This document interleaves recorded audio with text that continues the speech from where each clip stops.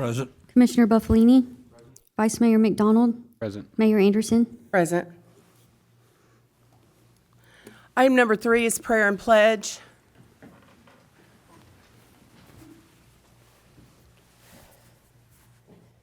Dear Lord, I just want to thank you for helping us to weather the storm, and thank you for everyone who band together as family and friends and neighbors to help each other during this time that we have experienced this weather-related event.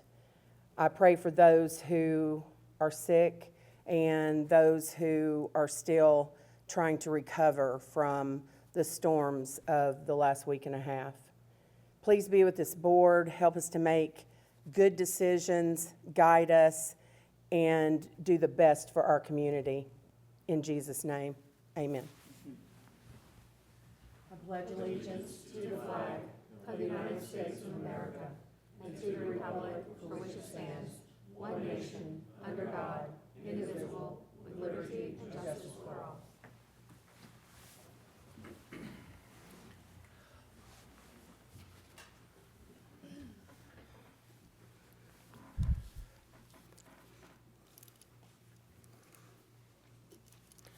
Item number 4 is mayor's comments. Thank you, Ray Martin, for being here to watch over us tonight. And we appreciate you and all the police force for helping us with our meetings and just taking care of that. I do want to mention that, and I'm going to do this at the top of the hour because a lot of people will watch the beginning of the meeting and maybe have things they have to go to or dinner or different things. So I just want to mention a couple things at the top of the hour. So first of all, I know everybody wants to get back into Bowie Nature Park. The playground, and I know it's cold, but you know, kids still like to go out and play and stuff, but our park, playground included, all of the entire park is closed until further notice. So please do not anyone try to enter the park. There's a lot of compromised trees. We don't want anyone to get injured. So please just refrain from entering Bowie Nature Park until further notice, until the city lets everyone know that it's safe. We would appreciate that. Also, I know that myself included, we've all got a lot of tree limbs, tree branches that are down. So I do want you to know, we have suspended the rule of 10, 3, and 3 on the width and depth of your branches. So you can put those branches and tree limbs at your the front of your house. Please do not let them encroach on the road. We've had a lot of people push them to the front of the house so that the chippers can come and chip those branches and limbs up, but they have been putting them past into the road. That is compromising people when they're driving, because if somebody has to veer out of their lane to get around that, it could cause an accident. Please don't let your tree limbs or branches go past your grass. And also, if you do hire a contractor, make sure you understand this. If you do hire a contractor who's paid to remove limbs and branches, they will have to take them away from your property. They cannot leave them at the ditch or at the edge of your property. They will have to completely remove them and take them somewhere that they can dump them. So that's for paid people who are picking up all of your debris.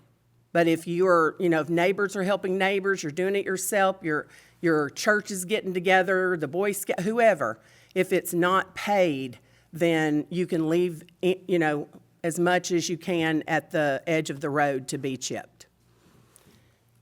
Thank you for everyone who's here, and thank you for all of you watching at home, and we will go to item number 5, citizens' comments. We have one tonight, Mayor Levi Grego. Hello, my name is Levi Grego. I am the Cub Master for Pack 309 here in Fairview. Mr. Grego, would you please just state your address for the record for us, Sorry, please? 7210 Braxton Bend Drive, Fairview. Thank you. As I said, I am the Cub Master for Pack 309 here in Fairview. We are having our annual service project, Scouting for Food, starting this weekend. Our scouts will be entering the neighborhoods, passing out door hangers, asking Fairview residents to help support our local food banks by just leaving some bags of food on their porch. Our scouts will come around next Saturday, the 14th, pick them up, and we will deliver them to the food banks here in Williamson County. Last year, our Cub Scouts collected 1,500 pounds of food, which was more than any other Cub Scout group in Williamson County last year. So we're looking forward to increasing that this year by getting to more of the neighborhoods this year and continuing to be a big part of helping out with the food banks. Thank you so much. Thanks so much. Does the board have any questions?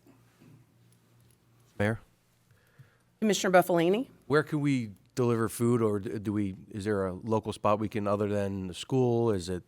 So the kids will be walking around on the 14th that morning from the doorsteps, but if you can't, we're going to have a truck sitting out at the safe storage parking lot, where all of our Cub Scouts are going to be meeting to drop off the food. We'll be there. Anybody can drop it off between 10 and 11. Great. Thank you. Thank you so much.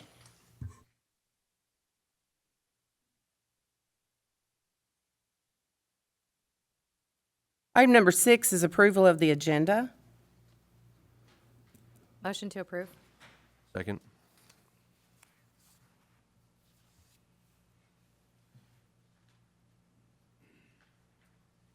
Ms. Jones? Commissioner Roberts. Aye. Commissioner Buffalini. Aye. Commissioner Hall. Aye. Vice Mayor McDonald. Aye. Mayor Anderson. Aye. Item 6 passes 5-0. Item number 7, public announcements, awards, and recognition. A, city events. Mr. Ross? Good evening, Mayor and Board. The next city event that we have is the Easter egg hunt, which will be on March the 28th. It's currently scheduled for Bowie Nature Park. If we have to change the location, then we'll announce that. But as of right now, it's still scheduled for Bowie Nature Park on March the 28th. And we're currently still accepting sponsors for July 3rd. We have had several come in already, but we're still accepting those as well. Next slide, please. Okay, so I just want to give a little brief overview of what I completed over the winter storm event that we had last week. Just on social media alone, we had 391,000 people that viewed our social media page, with 82,299 views on just January 26 alone. And that was the biggest day that we pushed everything out. And for Nixle, we gained 163 subscribers in a week span, which is the best that we've had in a long time. We currently have 3,668 text subscribers, 1,907 email subscribers, and people can sign up by texting FV Alerts to 888-777. Again, that's FV Alerts to 888-777. During the winter storm, I put out a total of 91 messages. That includes 72 on social media and 19 on Nixle. I had over 45 messages on just social media alone regarding downed trees, power outages, people needing assistance, and we responded in a timely fashion with that. Constant communication with the media, News Channel 2, Channel 4, and 17. Can't thank them enough. They were a huge help. They would call me each and every morning around 6 a.m. asking for updates, and any updates that we had, I sent it out, and immediately they would have it pushed out within the hour. So I definitely want to thank them for helping out with the messaging system on that. I had multiple communications with City Manager Tom Daugherty throughout this event, the Public Works Director, Fire Chief, Police Chief, Williamson County Emergency Management. Can't thank them enough for the job that they did on partnering and helping us with everything that we had. Was in communication with Mayor Anderson and the rest of the board, and also Rachel Jones helped out Tom's reviewing items as well whenever I needed help with posting stuff out. But that's all I have for tonight, and if you have any questions, just let me know. Any questions from the board? Okay. Item 7B, recognition, warming shelter volunteers, Commissioner Roberts. Thank you, Mayor. So we all have our 2026 winter storm story, and mine starts with me sitting there on Sunday afternoon and getting a heads up that somebody's opening up this warming shelter. And so when Ms. Jones put out on Monday any agenda items for the meeting tonight, I said, no matter what, I'd like to make sure that we recognize the people who made this possible. We didn't know how long it would go on at that point, that it would go on for several more days. So we all know that this happened, but to see the warming shelter come together the way that it did, for community members to leave their homes and to go out to help and to answer the call when other people needed that assistance was tremendous. And so I think it just bears recognizing them. We can certainly do something more formal at some point if we want to. And I was going to invite everyone tonight, but because of the storm, coming home was rescheduled. And so there's a big basketball game going on, and that's where pretty much everybody is right now. So they couldn't be here tonight. But I did get in touch with Principal Butler the other day just to get some names and to say thank you. There are probably some people that were missing. I know that there were some people up here, sitting up here with me, who were on the ground that could probably help fill in definitely some of this list. But specifically, this is from Principal Butler over at the high school. He wanted to thank Franklin Fire, who coordinated the entire effort, and Daniel Dunnigan specifically, who's a member of our community here. Troy Spain, our EMA rep, from Williamson County Schools, Officer Tori Shelby and his crew of SROs, including Warren Connor, Daniel Poff, John Raymond Hollers, and many more.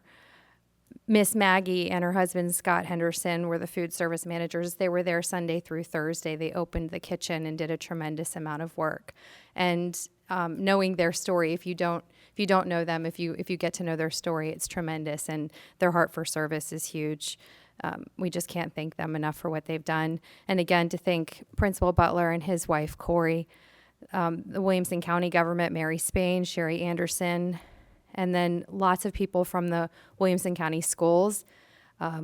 In addition to the people I named, Jamie Wilson, Deborah Buffalini, Amy Perkison, Jamie Wilson, Angela Ewald, and Bill Ewald, Chris Butler, Ricky Jones, Maddie Hamilton, Tisha Goodshine, Morgan Brown, Joe Brown, Tim Campbell, Kim Williams, Michael Jackson, Danielle Policari, Kathleen Castelletta, Susie and David Estes, Tim Campbell. I'm looking to see if I've got any repeats in this list, and Laura Hall. There were several people from area churches who volunteered. From First Baptist Church, Roy Williams and Pastor Dwayne Goodshine, and students Ava Brown, Giles Brown, and Emma Policari. And then finally, we couldn't have done this without businesses that were giving while they were shut down and not making any money, giving out of their stock, which is just tremendous. And so we want to thank Publix, Uncle Lenny's, Domino's, Papa John's, and Pockets. And of course, the people who are sitting up here on the board that were going out and doing things. I hear that Vice Mayor McDonald was helping people get to and from the warming shelter, and Commissioner Buffalini was on site helping people feel comfortable. So I just wanted to say thank you. Thank you,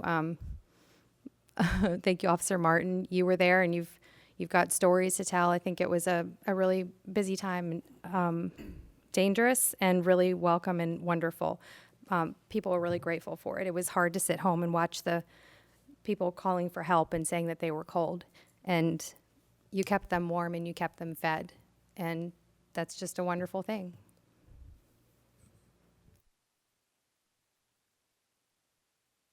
Thank you. Item number 8, staff comments and monthly reports. A, economic development report. Ms. Patty Carroll.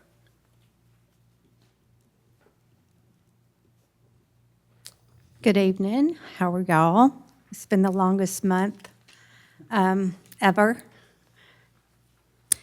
Okay, just few highlights and any questions y'all have would be great. I basically did the government and regional collaboration section. A lot of that is repeats or recurring meetings that I attend.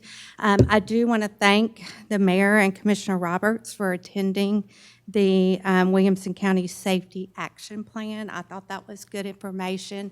It was great. To have your participation, and we had the largest group. It was a small group, but we had, 3 people representing Fairview. So I was really kind of proud of it, and I mentioned it at the end, too. It was nice, and the guy that leads the group, he goes, it didn't go unnoticed. So, but I'm really excited about that. We've talked about it a lot. It's getting closer to we're going to get a final report. I would love, once we get there, to have them come out and just present the Fairview section.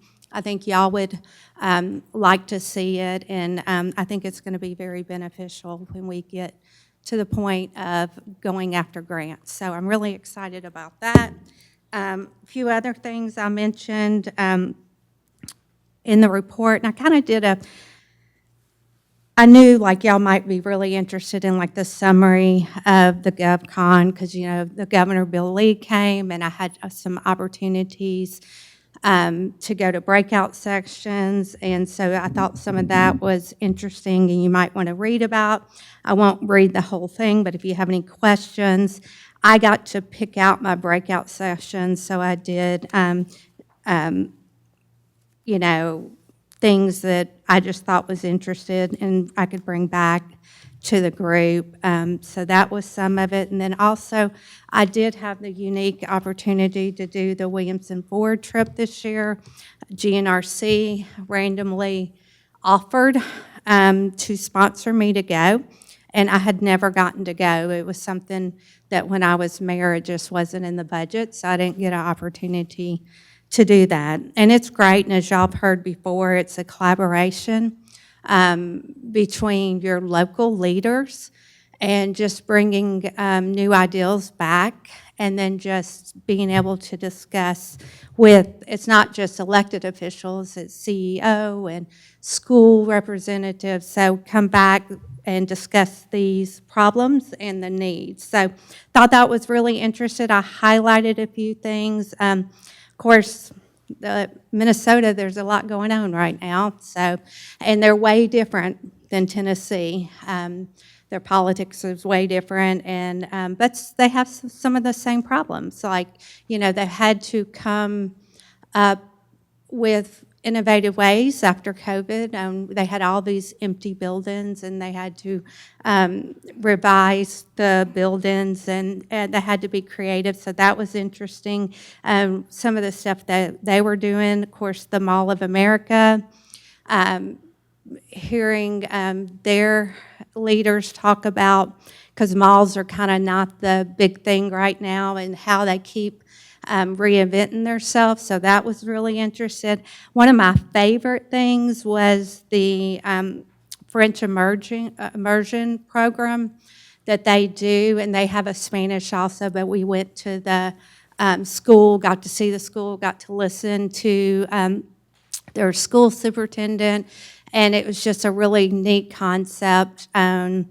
how they only speak French from kindergarten to 3rd grade, and these kids then turn around once they get up in the older grades.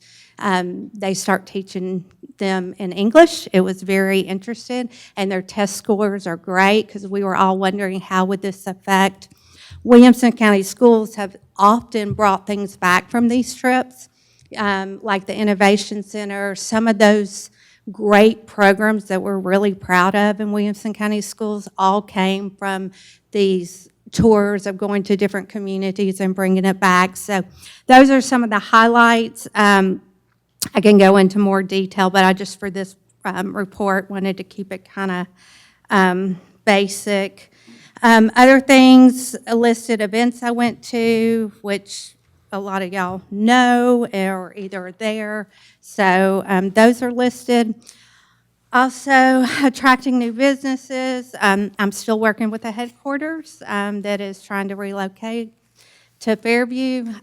When hopefully this will, they're going to bring about 50 jobs, 25 will be local jobs. We cannot announce it yet. They are working with other partners like the state and TVA. So, but that's in the works, and I'm really excited, and as soon as I can find out, I'm going to run and tell y'all. So that's kind of where that's going. I've had an opportunity to talk to a restaurant group that's looking to, they're doing their due diligence right now, that they are hoping to open a location here in Fairview. So that is still premature, but I obviously want y'all to be aware of it. And then I'm continuing talking to medical groups that have interest in coming to Fairview. Also, we are still doing the Round Town Coffees, and they've been very successful to the fact, so we have those listed. This next one is at Vintage Millworks on Wednesday at 8:30.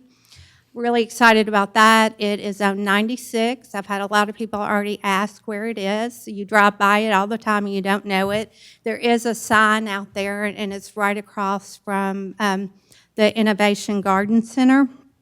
So I'm looking forward to that. And then I've still been working, I got the inventory list of businesses together. I'm now linking them with the website, and we're going to have that on the city website soon. So it's just taking a little longer to get all the links together. But we do have that completed. Been working still with the city manager, getting some of the visionary stuff for the department together. So that has been fun and exciting, and we've learned a lot from it. So that is another activity I would want to mention. As y'all see, the road project is coming right along on Cumberland. We did something different when we decided to list the second quarter numbers, but Tom and I discussed it, we thought it would be helpful to also see a running total. So if you notice, that was different in this report. So if you just kind of want to look down, the building permits for second quarter is up 54%, which that's good. Property taxes are down for that quarter. But one thing I do want you to know, we can't control when people pay their taxes. So they may have paid it early last year, but they may be holding on to their money. So it doesn't mean we're going to be delinquent at all, but it's going to fluctuate. And then for the second quarter, we're just a hair down on sales tax for that quarter. And Tom and I were talking about that, and we're like, thought it was interesting since it was December, but you got to realize how many people now are buying on Amazon, and that does affect, even though the retail may not have, people were shopping this year, but so many people are doing so much more online. So note that. But if you want to go with the running total for the building permits, we're up 14%. Property taxes down under 2%. And then the sales tax is up almost 1%. So anyway, y'all have any questions? Commissioner Roberts? Thank you. Thank you for this analysis, Patty, and the reports. I do appreciate the time it takes to put these together.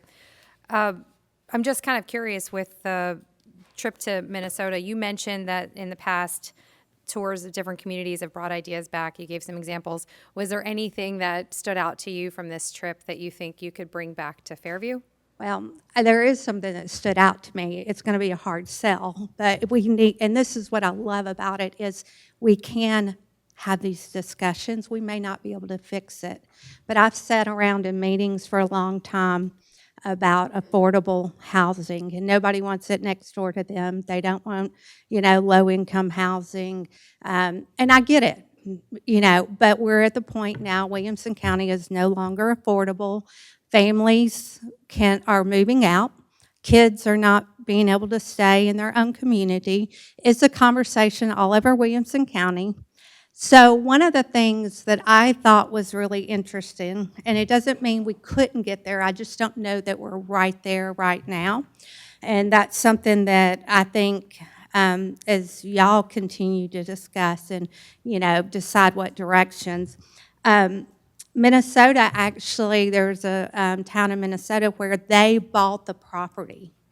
They had the design done, and one of the examples, and this is where I could see us benefit from for our senior citizens.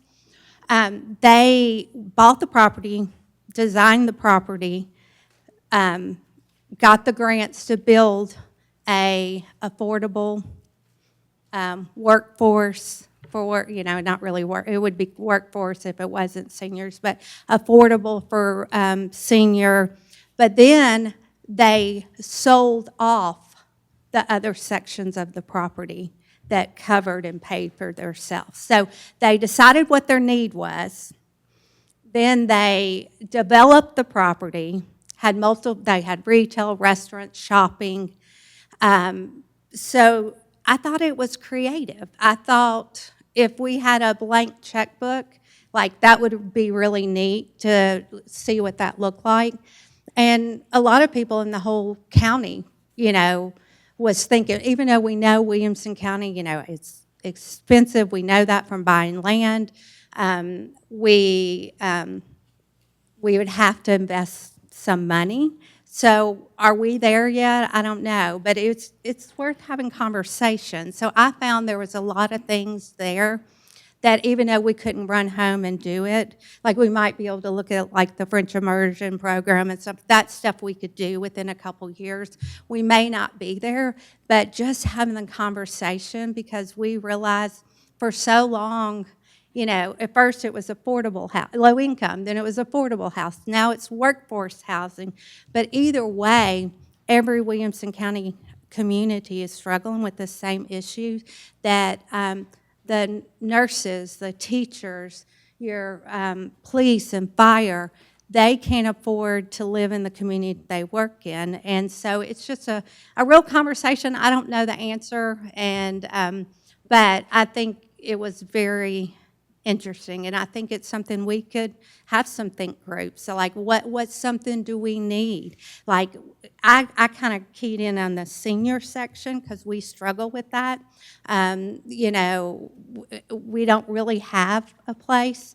Back years ago when I was elected official, I heard when I was running, I lived here my whole life and I have to move when I'm a senior. And that broke my heart. And so we were looking for assisted living places, something. Now we have the beautiful Pearl, but let's be honest, not everybody can afford the Pearl. I mean, it's luxury.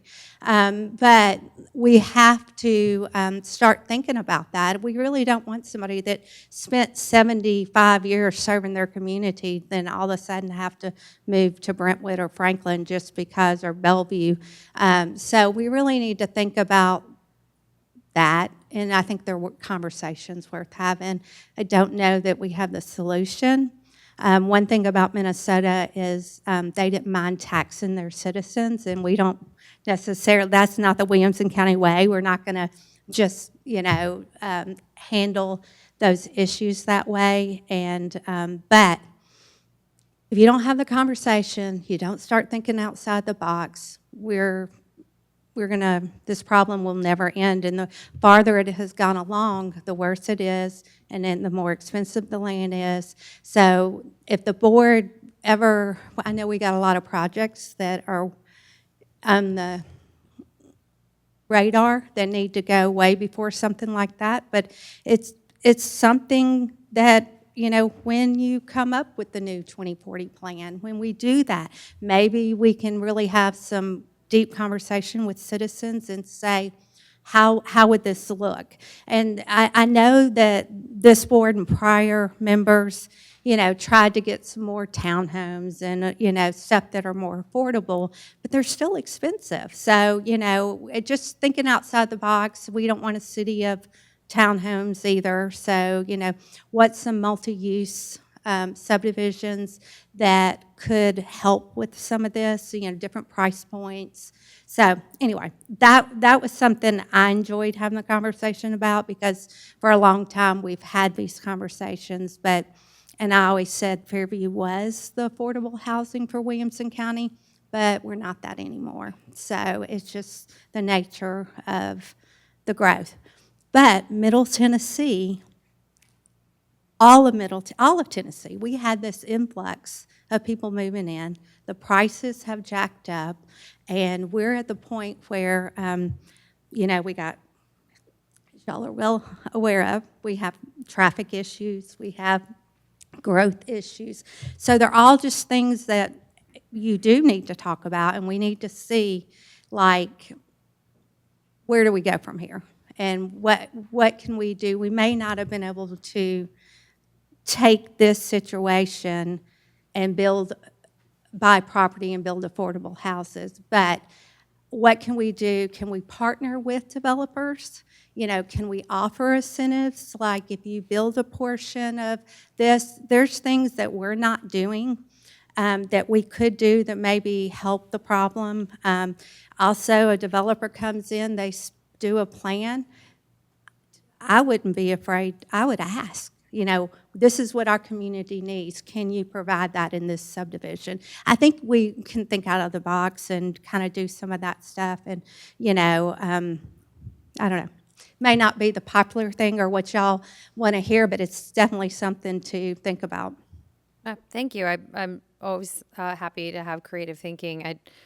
Something more scalable probably would also be helpful. But again, there's nothing wrong with creative thinking, because it could lead to something that is potentially more attainable in the near future.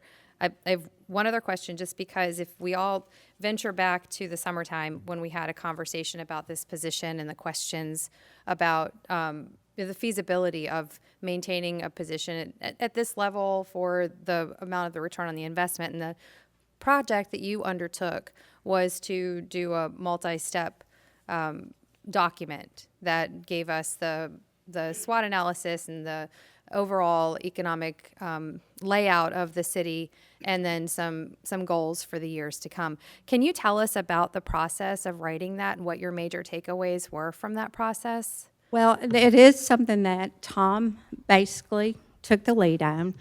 We discussed, different needs, did a lot of research. We did the basic thing he submitted with the community, who are we? He answered those questions in that report. And then it helped us kind of look at, okay, what's some of the plans? Obviously, we took the 2040 plan and took that in consideration.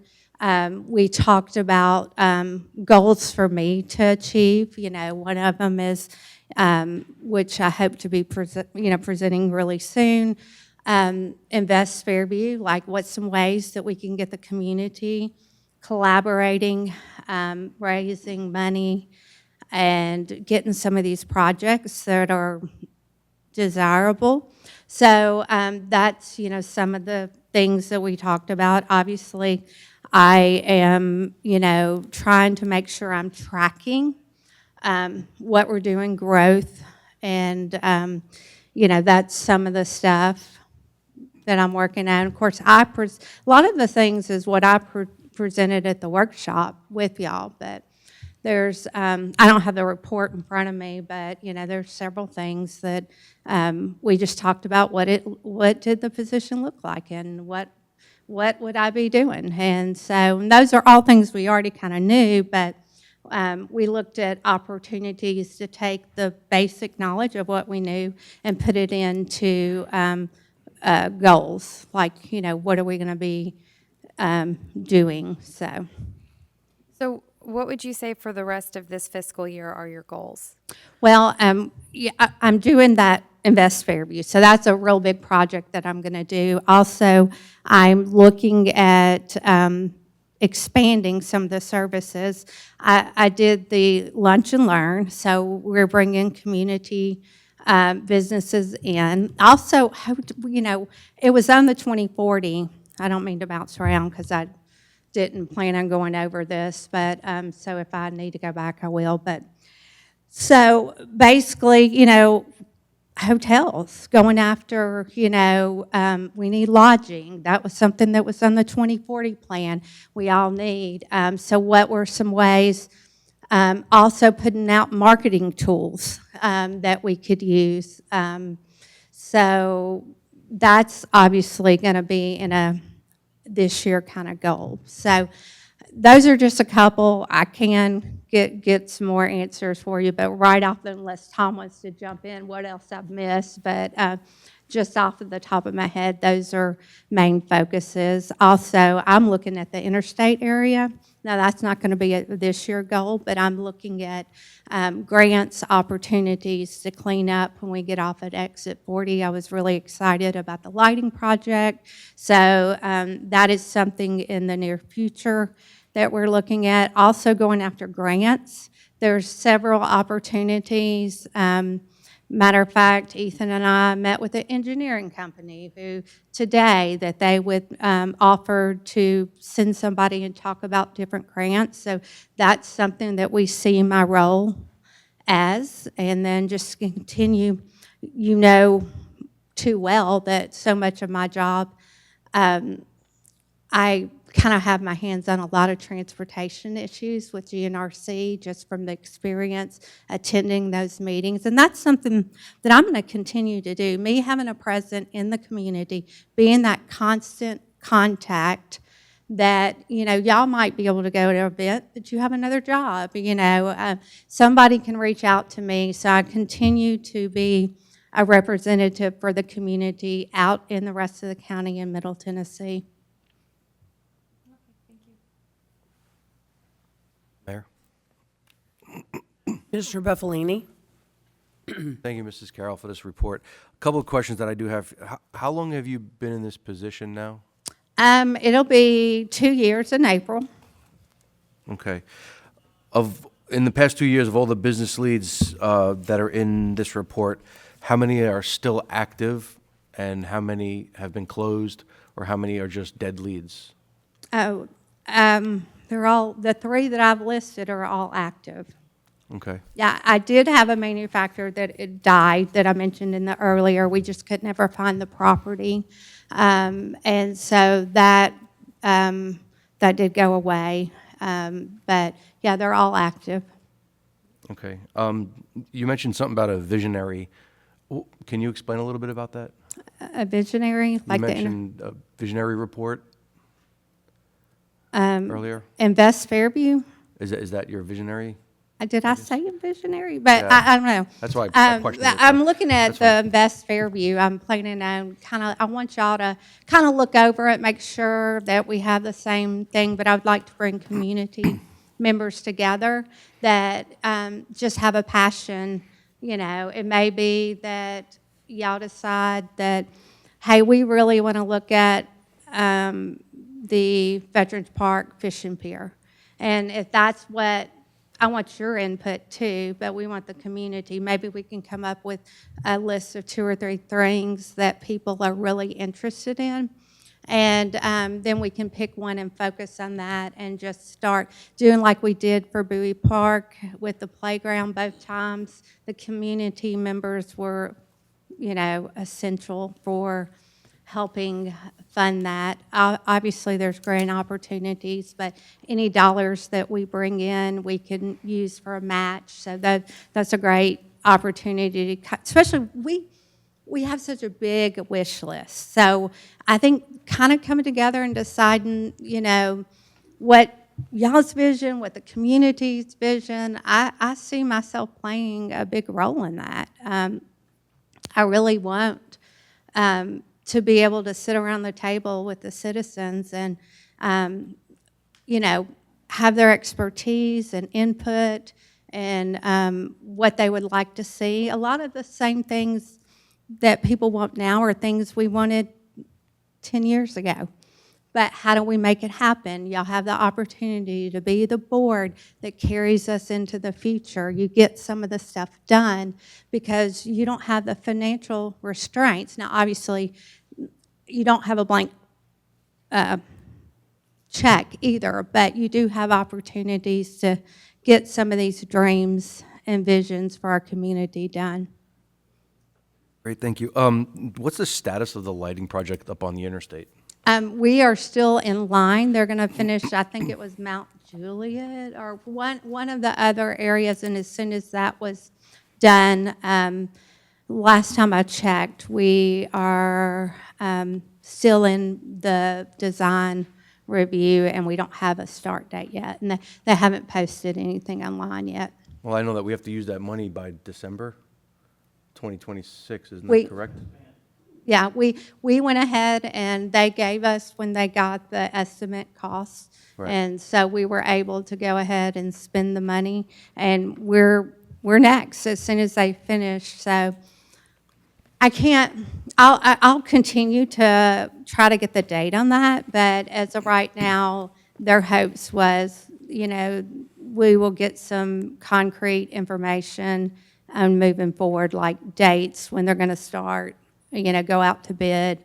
Anything with TDOT, it does take a little while to do. But the way this was done, we were able, because they gave the estimate on how much it was cost, Tom was able to meet our obligation, because it didn't matter if we did it now or later. So that's taken care of.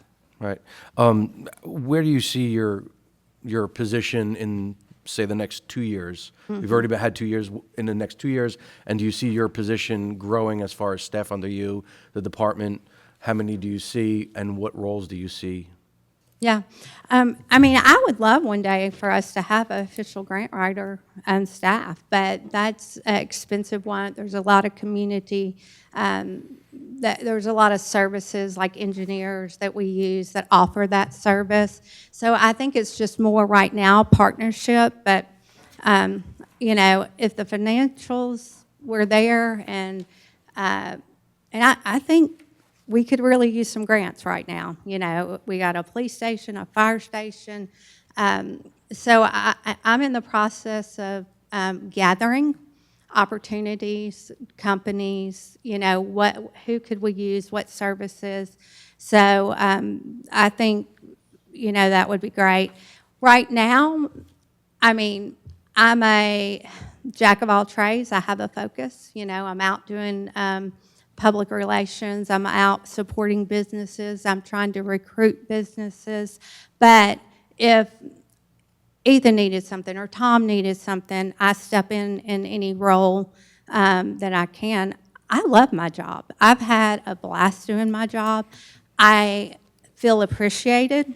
I've had business owners tell me I have never felt more appreciated from the city. So I think the role really serves a great purpose. But, I see that we're only going to be growing. And Ethan,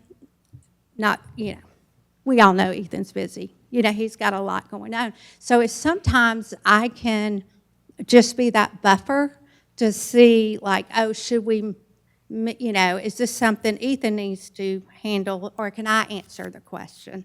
And then I'll pass it on to Ethan. So I can assist with the planning department. I assist with whatever, the needs are. So I see this position only growing.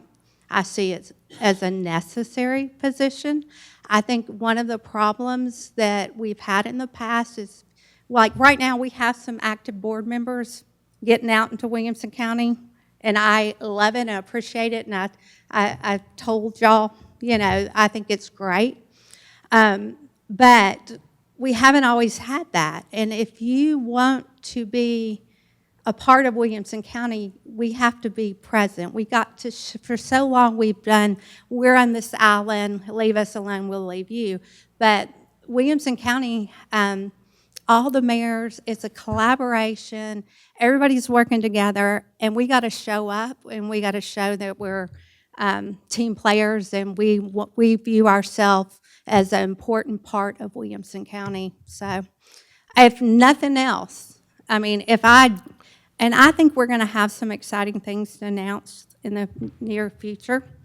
But if I did nothing else, if I never got one business, I'm serving a purpose, a niche, something that was needed in our community, and I'm proud to do it, honestly.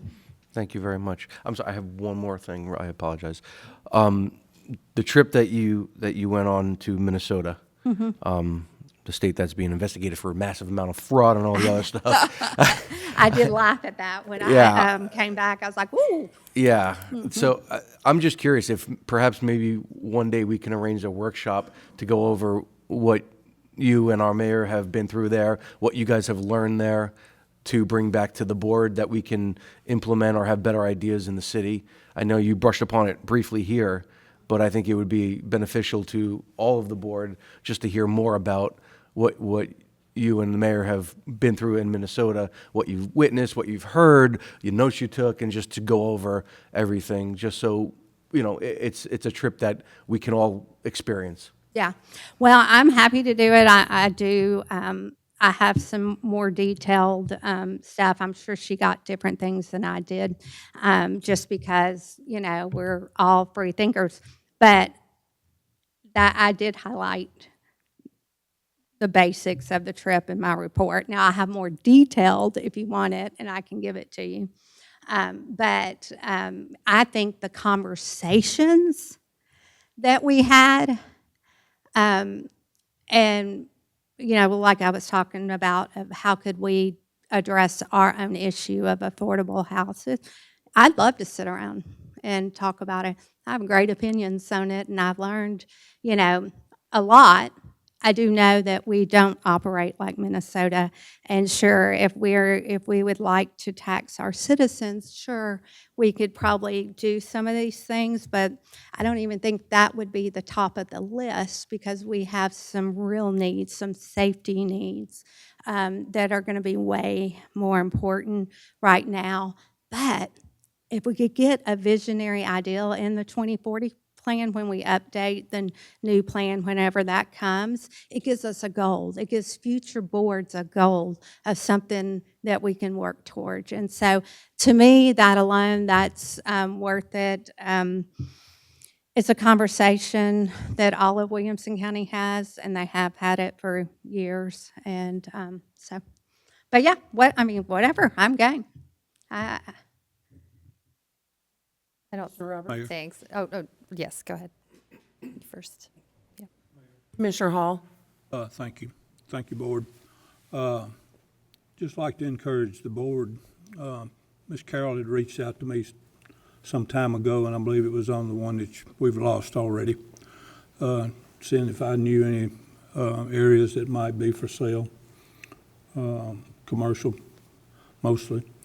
I did find one at that particular time, but it didn't fit the need of this particular person. But I'd like to encourage the board, if we run across anything like that, give that lead to Ms. Carroll so that she can research it and see if she can maybe put it in that direction might help the city out. Yeah, 100%. Thank you. I often have to, I try to stay in contact with real estate agents, because sometimes stuff comes in. I may get a call. We've had several industrial calls, but we just don't have the property or necessarily the lease buildings right now. But sometimes I do play real estate agent, even though I'm not selling a home or get no profit. But sometimes I'm Googling, searching, looking for, going to MLS, calling agents, saying, do you know of a property, even if it's not listed? Do you know a future property?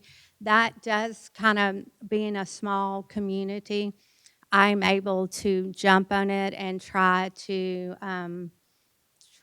get them here to the community, especially if it's a good project. The one that we were talking about earlier that is off the list, I probably sent them all kinds of land anytime I saw something come up. So that it's just part of it. So Commissioner Hall. right?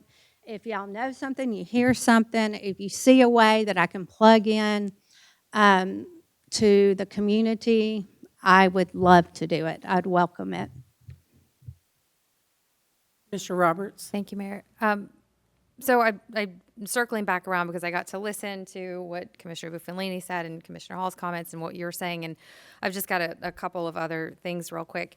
I appreciate that you have goodwill in the community, and I know that the people who attend enjoy the coffees, and I'm glad that you focus on those relationships. I'm glad you've had good conversations at the meetings and the conferences you've attended. What I'm still looking for is to land on how that is benefiting us. And so you said something that's really key when you were speaking with Commissioner Buffalini. You said something about how you're waiting on the board to have ideas to propel you. And I don't know how the rest of the board feels about this, but I think that's a backwards approach. The approach should be you doing all of this work, attending these conferences, going to the meetings, having the coffees where hopefully we're getting the best ideas from our commercial partners and business partners in the city, and then bringing them to us with vision and ideas that could guide us as we're developing into the next iteration of the 2040 plan and as we're thinking about what direction the city is going. So it's not about us telling you what to do. The whole crux of this position is for you to be driving that.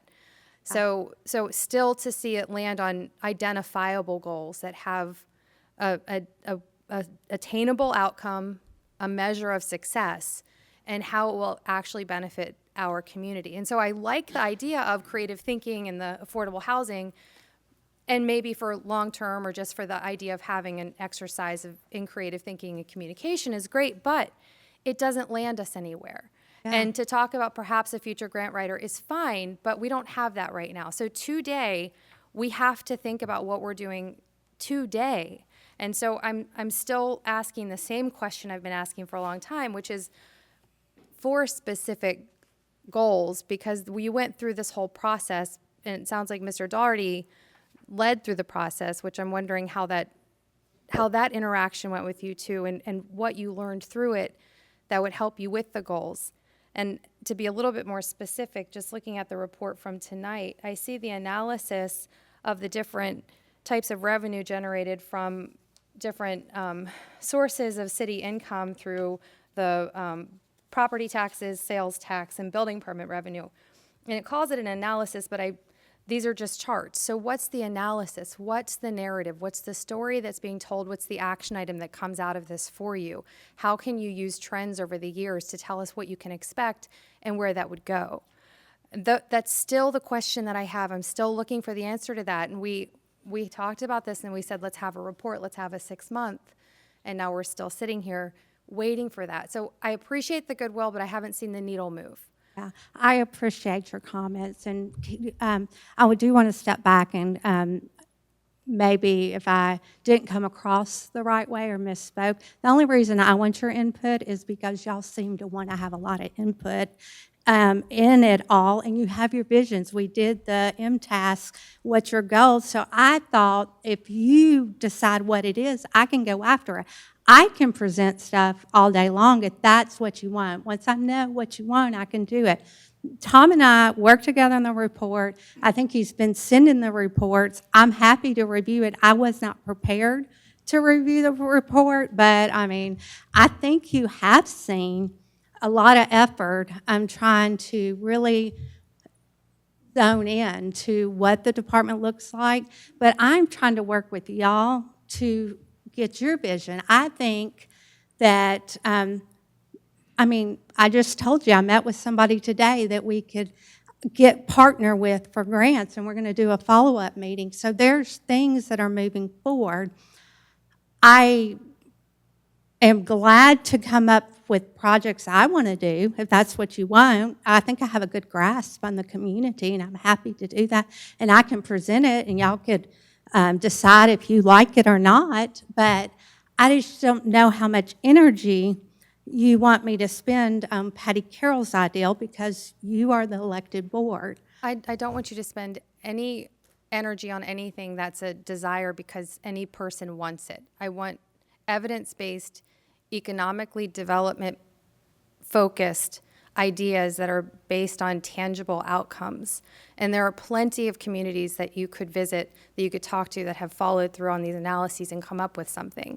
And so it's still not that specific. And maybe I should be directing my comments to Mr. Doherty, because he's the one that we speak with. This is the kind of thing I'm still looking for. And I've told you I appreciated the reports and the exercise, but the exercise didn't land on the outcome, which is what we talked about back in the summertime, which is showing us exactly what's still going to happen with this position. And so I feel like we're still just sitting in the same place. And I wish the rest of the board, if you have thoughts on this, would weigh in on this, because if I'm missing something, then that's great. But I'm still not seeing tangible results. I'm just hearing there's a lot of conversation. And so, for instance, like a thing that I would expect is, I've got sitting in front of me from the summary background that we've applied for, and I know that we did because we had this meeting, the TDEC Local Parks and Recreation Fund Grant and the TDOT Transportation Planning Grant. I would expect updates from that. So when we have our Economic Development Officer giving a report to us, I would expect updates on the grants to know how those went. I'd kind of expect numbers to know something that's changed and over and under, what's the vision, what's a plan, more specific. And I don't think that it's appropriate or even the best use of my time for me to come up and generate with all of those ideas. That's got to come from the city staff and then telling us and advising us. And so I've been asking for this for a very long time, and we're still not, I don't think we're connecting. It just doesn't seem like this is landing. Do you mind? I would love to hear from you, yes. I would recommend, I have done some edits. I've got everything I feel good about. I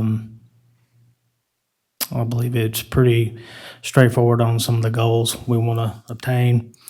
I would recommend scheduling a workshop. I'll send it out to y'all, and we sit down, and I'll tell you what I think and tell you why I think the position is imperative to the city. And at some point, you guys vote on the budget. You guys hold the purse strings.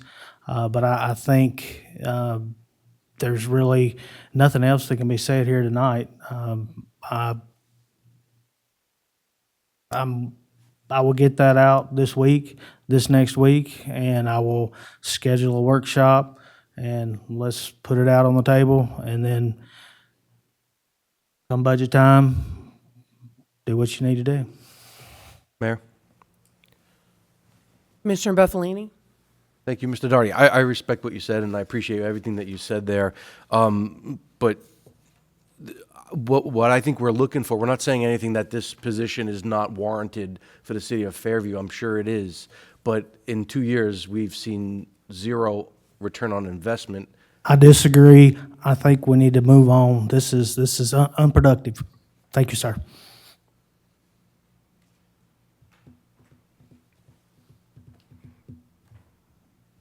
Before we move on, can you give me an example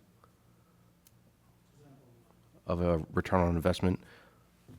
Since you said it's unproductive, I'm just curious. The lighting project. Didn't TDOT come to us for that? No, sir. So a project that's going to cost the city $1.2 million with a 50-50 match grant, which is fair, and it's something that's needed, I don't see it as a return on investment.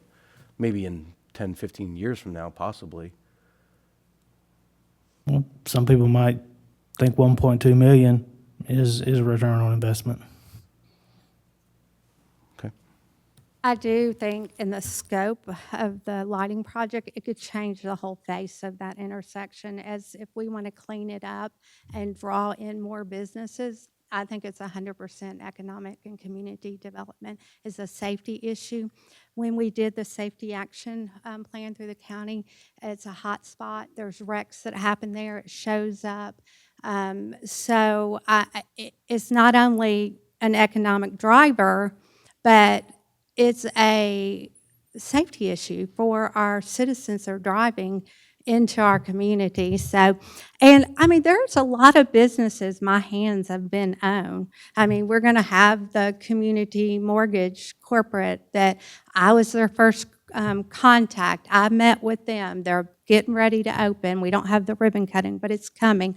There's, I've been, with the credit union, the whole process. There's things that I have been their contact, whether I recruited them or not. Now, I do have some things that I helped recruit, but they're just, we are within a small window of me being able to say, and it's due to competitors. They don't want their competitors to know. But as you know, our community is growing and it's desirable. And so I know y'all don't really want to consider the Cumberland Road, but if you add the Cumberland Road, as I explained several times, over $8 million. So I know you're looking at my salary and you're trying to justify it, but that alone should get me for years. And after you find out what all's coming, people work they work 5-10 years and don't get the accomplishments that I'm going to get.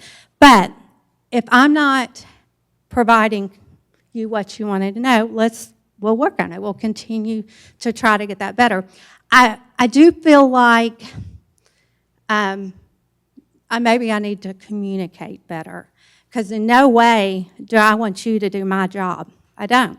I want to do my job, but I want it to be what your vision is, because I know you have full-time jobs and you're volunteering in the community and you're working hard and you have enough demands. So I want to be your legs and your eyes and your ears for that.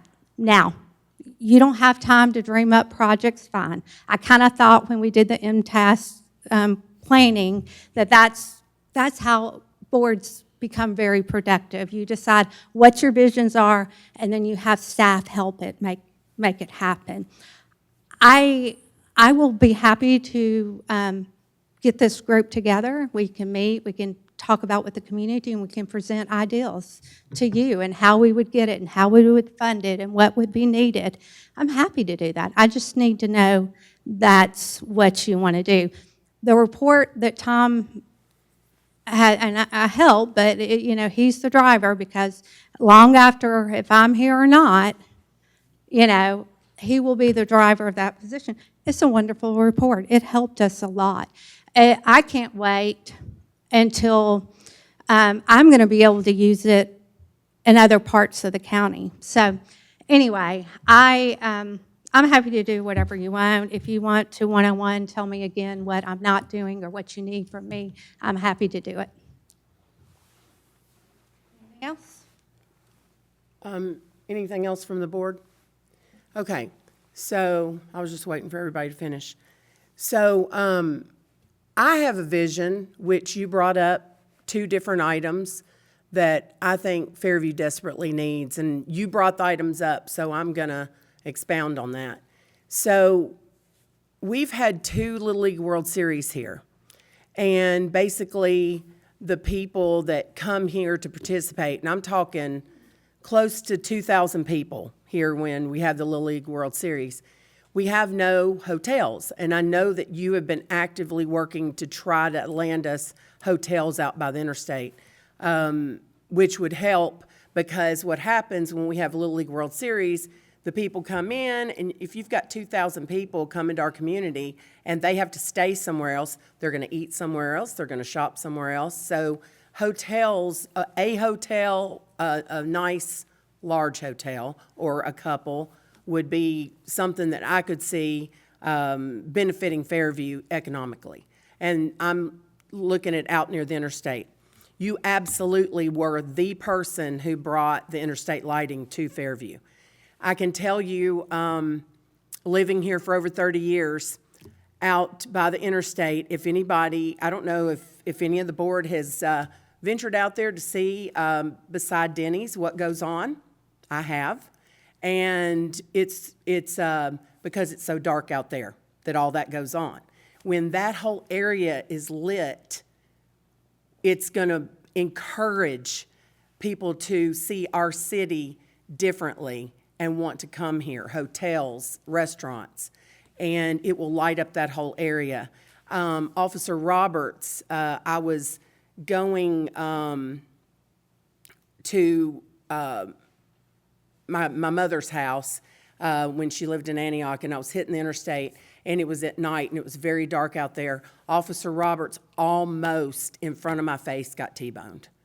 And he was in his police vehicle, and that person ended up getting a ticket. But it was so dark, I was so afraid for him because he almost got T-boned. So that is so important for that area, for that area.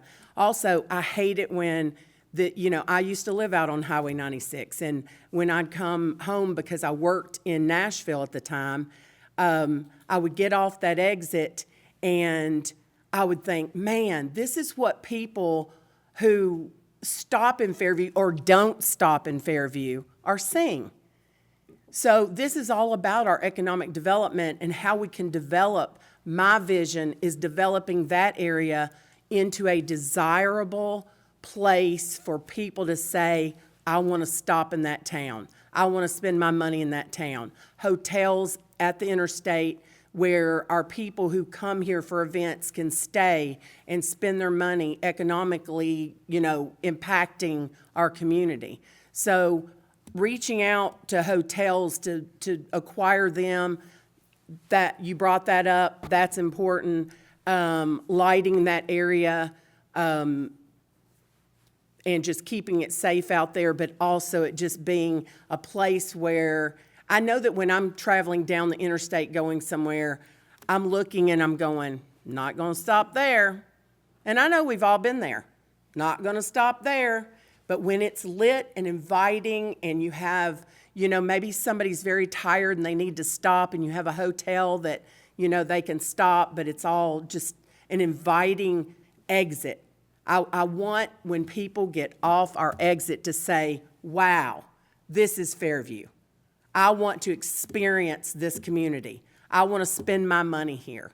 So that's my vision, but you brought that up. The other thing is, affordable housing, we had this big conversation in Minnesota with everyone. It was all the elected officials, it was who were there, and different businesses, CEOs, and we had this big conversation about, that's a bad word. It doesn't have to be, and it doesn't have to always be government subsidized. It can be affordable housing without that. You brought up a good point that you're looking into, that when, I would love to look into and see where we can go with the item that you brought up about talking to developers.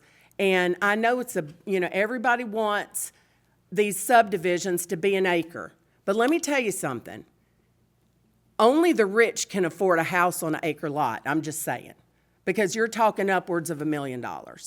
So I would love to see incentivized, these developers maybe can come in and say, let's do, some of the development, say they buy a piece of land and part of it, larger homes, but we incentivize them to do a portion of more smaller homes on smaller lots with, that are affordable to our seniors who can't stay on these big farms that they have, and take care of all this property, and our young people who are graduating and can't afford to pay $700,000 for a home, but they have to leave the place that they grew up in, which is just crazy. So our seniors can stay in their community, our young people can stay in their community, and our medium income teachers, fire, police, they can live where they work and they don't have to travel, 30 minutes to an hour. When we have take-home vehicles for our officers, if we had more, affordable housing here that they could live in, then that would save the city money because they wouldn't be taking their vehicles to another city that they have to live in because they can't afford to live here. So my vision is to see what we can do with the development that's coming here, incentivize them to be able to make profit, but also help us with, just a multi-use type development. And, the interstate, I'm just going to say again, I want people to get off the exit and say, wow, I would love to spend time in this community. Right now, that's not the case, I can tell you. They pass us by and they go somewhere that's lit and more inviting, and they feel safe. And when you get off the interstate down there, I can tell you, I would not feel safe. So I can't wait for the lighting. And it was mentioned that 15 years, I don't think we're looking at 15 years for the lighting to be done. So what do you, just a ballpark project? Well, I mean, they are midway through the project they're going, and we're next in line. So, I mean, it could start at, fall of this year, or maybe it could be into the 2027. But once it starts, it's not gonna. So we're it'll looking be more around 18 two, we're looking more around yeah, 2 years, 2 not, years. not 15 years, 2 years.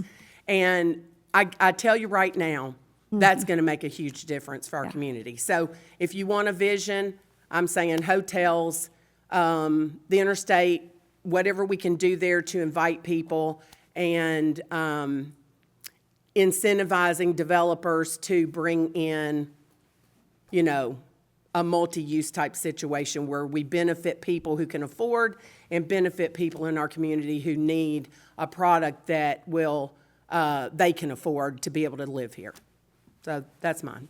Last thing, and I'll go, I know we've been too long, but the grant process, like the Thoroughfare Grant, Commissioner Roberts, there's nothing to report, but I will add that on if we are in an active grant that, hey, because they'll have to announce it. All they got was they received, our application, and then they'll announce it. But once we get that, obviously, we're going to bring it to you as soon as possible. But that's something that I'm happy to add to my list, and even if I have to say there's no new news, because I can't always, once it's out of our control, until we get the grant, there's not going to be regular reporting. So thank you so much, Commissioners.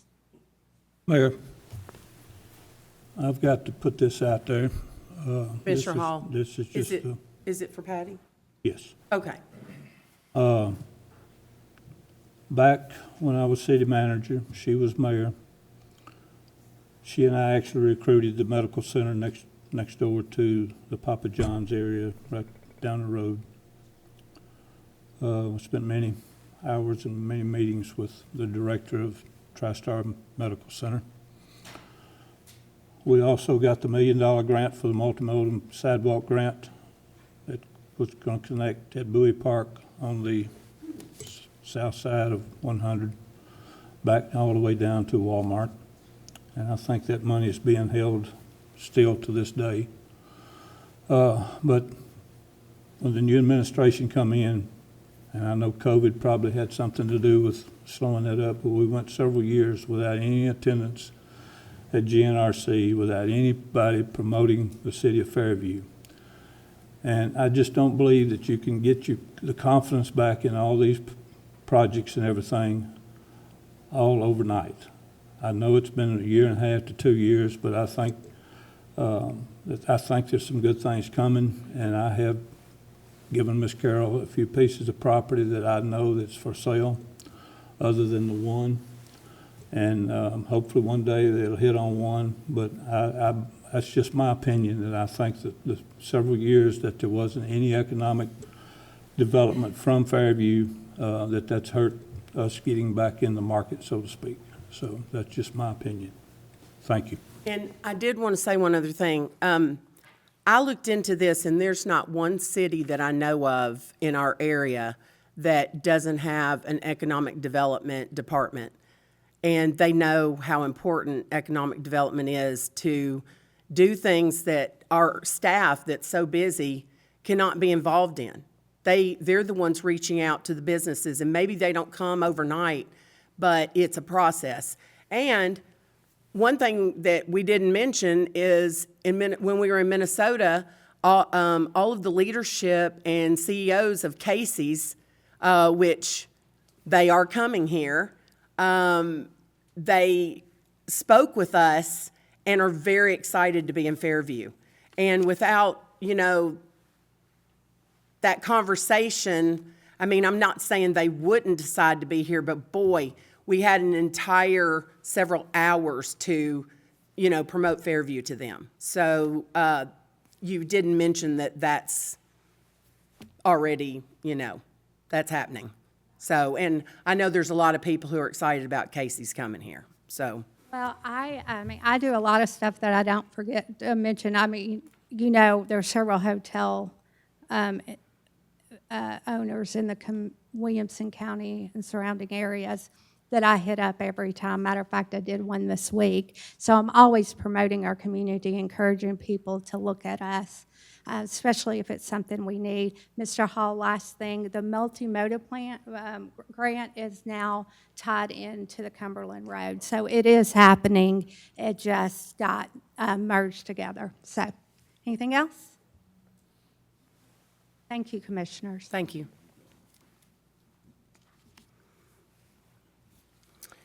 Item 8B, Finance Report, is, Mr. Daugherty, are you? Thank you, Mayor, Okay. Board. Kind of as we've always done, we've got a Board of Commissioners budget detail report. We've got a summary financial statement, which is a revenue detail and expenditure summary. Now, this is through December 2025. And then on the last page is, the two reports are through December. These account balances are for January 31. I had all the statements available, so I went ahead and gave y'all the balances for through January 31st. But any questions on that, I can answer now, or you can always email me, call if there's ever any questions on finances. Thank you. Any questions from the board on finance? Thank you. Item 8C is City Manager Report. Mr. Daugherty? Thanks again. The major part of my report involves the ice storm. And I just want to start it by just saying how proud I am of our city staff. I've heard the term rock stars a few times, and I would agree with that. I'm also real proud of my community, the way people step up when things are down. And it's really, I mean, you don't ever want this to happen, but it's the good things out of it is seeing the goodwill, and people helping people. I'm going to try to buzz through my portion. We're very, very fortunate to have the Williamson County Emergency Management Director, Todd Horton, here, who's can kind of tell us what they've done and what we kind of can expect. But I'm gonna buzz through kind of what we did locally, hitting some highlights. I issued a civil emergency proclamation on January 25th, extended it on February 1st, and plan on doing a 7-day extension until the recovery is finished and all the debris is up. The biggest thing probably is our collaboration with Williamson County Emergency Management Agency.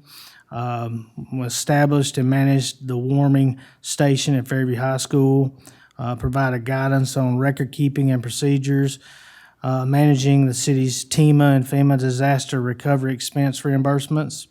They're also managing the city's debris removal, managing the city's volunteers. This kind of goes on with Richard, but public announcements issued, warming station announcements, debris removal announcements, Bowie Nature Park closure announcement, and multiple road condition announcements. Public Works plowed and salted state and city streets. I don't know, Todd even went out and worked on I-40 a little bit for the state. tree and limb removal from state highways and city streets. And they kept fuel in generators and equipment, both at Fire Hall 32 and also when the warming station was using generators, they filled those up as well. We had one injury, so this overtime hours are for about 4 individuals, 173.5 hours. Fire, they had 118 service calls during that time. They also were essential in helping remove tree and limbs from our city streets. They provided a message board, generators, and a light tower for the warming station. They had 300 hours of overtime during the event. Police provided transportation to the warming station. They had 163 weather-related calls during this time, and they had 54 and a half hours of overtime during the event. One thing I am looking to do with the board's approval, I'm looking to do something in a bonus situation for people that employees that put the city first. I know it's tough when you got your family at home and you're called to service, and I just want to do a little something to appreciate them. So I'll be bringing that just to say thank you once more. And like I said, that's all I have on the as far as touching the highlights. But the main thing I wanted is to give, and I appreciate your patience, Mr. Horton, and hanging there with us. But if you could just spend a little time, get us up to speed and tell us what we'll have to look forward to. Daughtry, I appreciate the invitation to be here tonight and thank the board for indulging me to speak to you tonight. And just, if you could just state your name and address so we have that on our record. Absolutely. I'm Todd Horton. I'm the Director of Emergency Management for Williamson County, and I live at 2624 Country Haven Drive in Thompson Station, Tennessee. I also want to thank Commissioner Roberts for your comments and recognition of those who served at the shelter. As much as I've tried to keep up with everything happening across the county, there's a lot of information that I don't know, and understanding those contributions that are made are huge for the recovery process. I had the privilege of meeting Commissioner Buffalini at the shelter as well, and I'm thankful and grateful for the service that you provided while you were there, and certainly being an example for your community by staying in the shelter yourself. I know that everybody can't do that, but when the community recognizes that it's a safe place to be and that their needs can be met, hopefully they will come and take advantage of that. I want to thank the City of Fairview and Tom and his staff for their unwavering commitment to work with emergency management, as well as all of our partners across the municipal governments, county government, utility partners, faith-based organizations, nonprofits, all of us coming together to support one another. And we don't do this just in times of crises. We do it prior to, during, and after disasters, and that's demonstrated in a number of cooperative projects that we've worked on in the past, and certainly that we will work on in the future. And lastly, I want to thank Neighbors Helping Neighbors. Truly, in these times, the best and quickest way that we can help one another is being there for one another and providing assistance to one another, especially those who cannot provide for themselves. So I thank the community for that. This has been a devastating event, as you know, for many people, and it will continue to be for quite some time as the recovery goes on.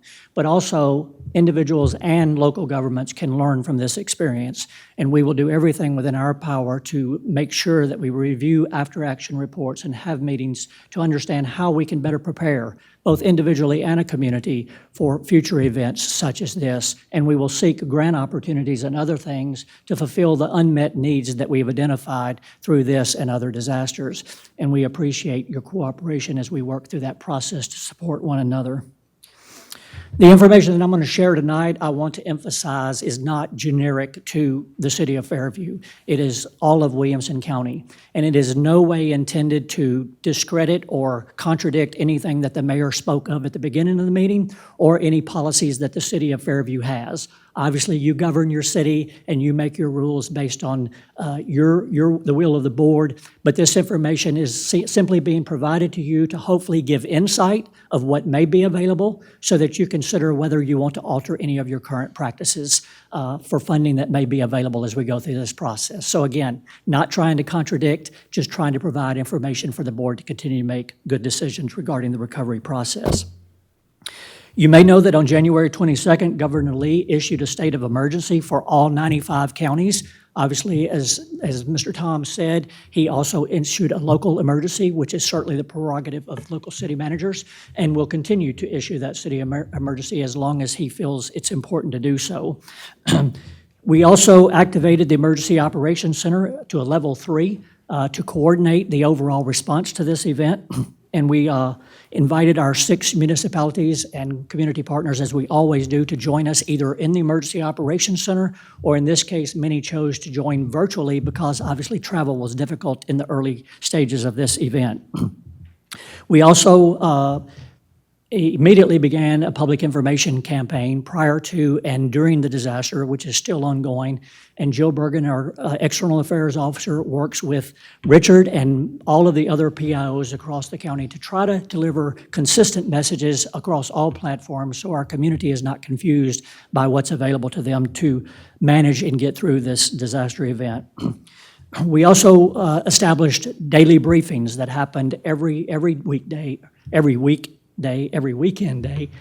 We established daily briefings with all of our municipal partners and others to not only receive information, but to provide information about the progress of this event. We also have, and I encourage your residents to visit our webpage, which is williamsonready.org. There's a banner that you can click on for this current weather update event that continually lists information that is important for our community to know about this disaster and the recovery process. Your residents can also follow our agency at Facebook and X. The address is WCTNEMA. And we are pushing out regular updates regarding this information, this event as it becomes available.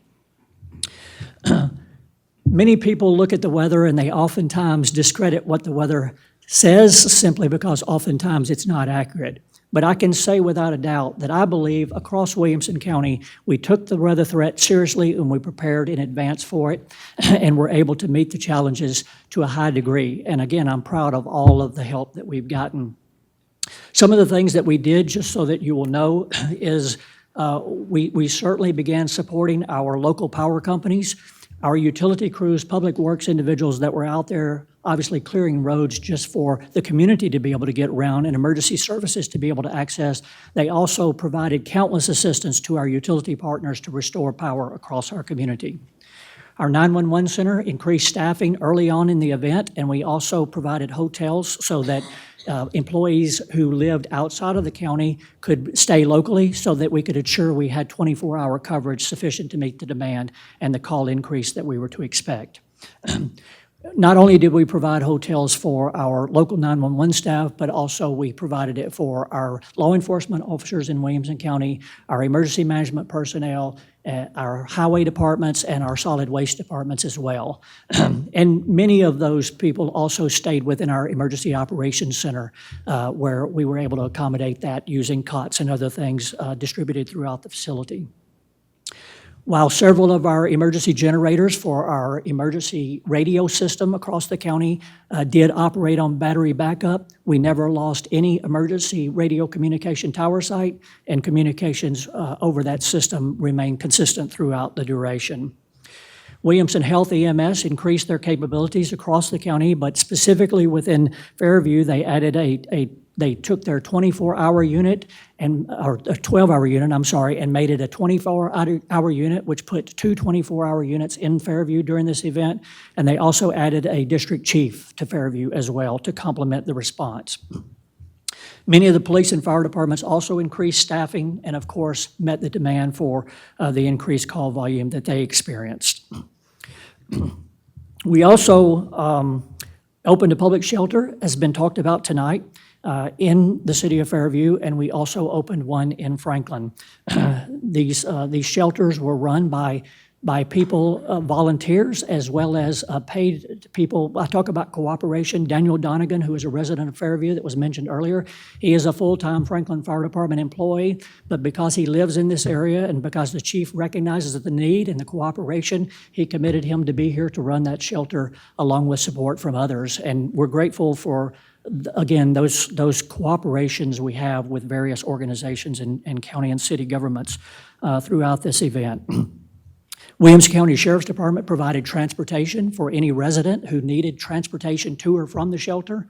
And as you probably know, not only did the shelter serve Williamson County residents, but it also served members from other communities who did not have the opportunity to go to a shelter or perhaps were closer to this shelter.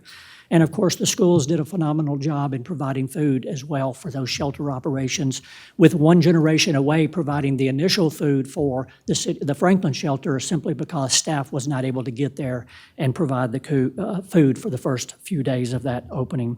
And then, of course, multiple businesses and others, when they were able to open, also supported our shelter operations with food, as well as many of our utility and emergency services workers with donations of food. The Pearl of Fairview lost power, and we were continually monitoring the temperature within that facility and had plans to be able to evacuate that facility should they reach the threshold. But fortunately, Middle Tennessee Electric was able to restore that power probably about 30 minutes before we would have pulled the trigger, and those residents were able to remain in their comfortable environment. So we're thankful and grateful for that, and of course for the Middle Tennessee Electric efforts. On January 24th, President Trump issued an emergency declaration for Tennessee, allowing federal assistance for short-term emergency protective measures. And right now, that is the only approval that we have for federal assistance, is for emergency protective measures. And so some examples of that are evacuation and sheltering, search and rescue, disseminating urgent information to the public, clearing routes for emergency response to reach endangered areas, and also for restoration of power, are just a few of those examples. So debris removal to clear the road is considered emergency protective measures. Debris that's on private property that will be moved to the right-of-way has not yet been approved, and we'll talk more about that in just a minute. We also, because of the magnitude of the event early on, we certainly worked with all of our municipal partners and county government to encourage them to be thorough in their documentation, because without thorough documentation, federal assistance will not be available.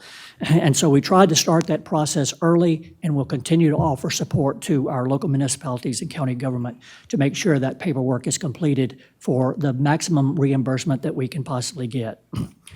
On January 28th, Governor Lee requested an expedited major disaster declaration, and FEMA has completed their joint damage assessment, and we are awaiting the President's decision on whether we will be declared or not. We fully expect that there will be a major disaster declaration for this event. It could be weeks, and I mean up to 8 to 12 weeks. It could take that long before the federal government acts. We hope sooner rather than later, but I just want to preface you for that. What a major disaster declaration does is it opens up funding for everything else that we're doing for this disaster from a public assistance point of view. And when I mention public assistance, I don't want to confuse those who are here in the audience or those who are watching. Public assistance simply means everything that the government is doing to respond to this event and recover for it. Individual assistance is for individuals throughout our community, and we are also applying for individual assistance, but in order to qualify for that, we have to show the need, and so I'm going to talk about that a little bit later in the presentation here. We also are supporting debris removal by opening 11 temporary debris storage sites across the area, 2 of them specifically within Fairview. And it's important for your community members to know that those temporary debris storage sites are only for government use. So only the city of Fairview and/or contractors hired by the city of Fairview can use that site. If citizens bring their debris to that site, you risk losing your funding for operations at that site. Debris removal, again, while there's currently no federal declaration to reimburse for debris removal that's moved from private property to the right-of-way, we do expect that major disaster declaration to happen, at which time that will be also reimbursable by the federal government. We are encouraging residents who have debris on their property and need assistance in removing that debris to the right-of-way to register by entering the keyword debris to 888-777. Texting the keyword debris to 888-777. And again, you can find that information on our web page. When you type that information, you'll get an automatic feedback that has a form for you to fill out that provides information about where you live, your name, your contact number, what kind of debris you have, and about how much debris you have. That does a couple of things for us. More importantly, it helps your Public Works Department, and of course, you all decide the amount of debris that you may be faced with moving out of the right-of-way. It also helps to justify, again, our individual assistance request. We also encourage anybody who has suffered damage to their primary home. If you have damage to your primary home exteriorly, or maybe you simply had pipes burst within your house, or some people have indicated that when power was restored, maybe their water heater lines busted or their water heater exploded because of the frozen condition that was in. Any damage to your private home, we want you to report that. Again, it's important for us to be able to qualify for individual assistance. This disaster obviously was all across Williamson County. There's no way that we have the staff to visit every single home in Williamson County in the timeline in which it has to be visited to determine what damage has been caused. So we're encouraging the public to let us know through registering through this process, again, that can be found on our website, that you have suffered damage, so that then we can make a visit to your home to clarify the level of damage to hopefully qualify for individual assistance, which will allow the federal government to provide some support to individuals affected by this disaster.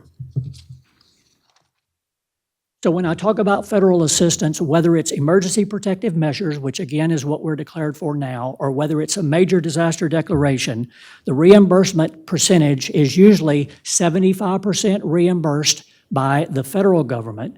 The state picks up 12.5%, and that leaves the local jurisdiction with the responsibility for the remaining 12.5%. Sometimes when it comes to debris removal, the federal government will allow for 100% cost of debris removal on a specific time frame. Until we see the declaration come out for that, we certainly can't guarantee that that's going to happen or what that time frame will be, but we will continue to share with Tom and others across our community of what that looks like. So when that major disaster is issued, again, citizens who move their debris to the right-of-way can have that debris picked up, whether it's through contract or by city services, and get reimbursed for those percentages. Also, we had a meeting today with FEMA experts on debris removal, and they clarified for us that if a contractor moves debris for a residence to the right-of-way, and the city chooses to pick that up, or contract to have that pick it up, that reimbursement will still apply for that. So again, I don't want to contradict anything that you've said, if that's the policy, but that assistance could come for some financial offset if you chose to do that. Also,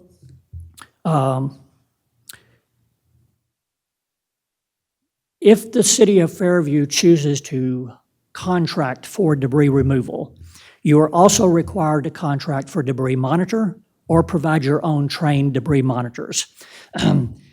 Writing contracts for debris management and removal can be extremely difficult to meet the requirements that FEMA has to be eligible.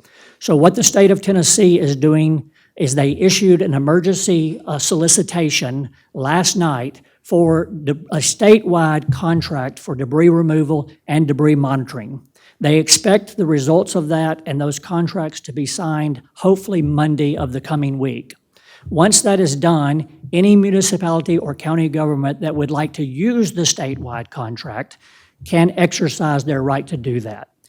We will provide more information, obviously, when that becomes available. It's not a requirement that you use it. It's simply an opportunity for you to use it.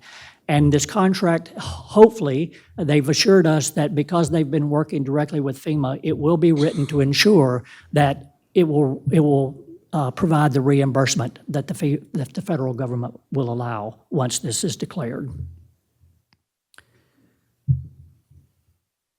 We will also be moving, part of what we will be doing next is we've been having conversations with United Way and other faith-based organizations and nonprofits, and we are working to provide volunteers to come into our community, whether that be organizations or individuals, to support families who need help in getting debris to the right-of-way.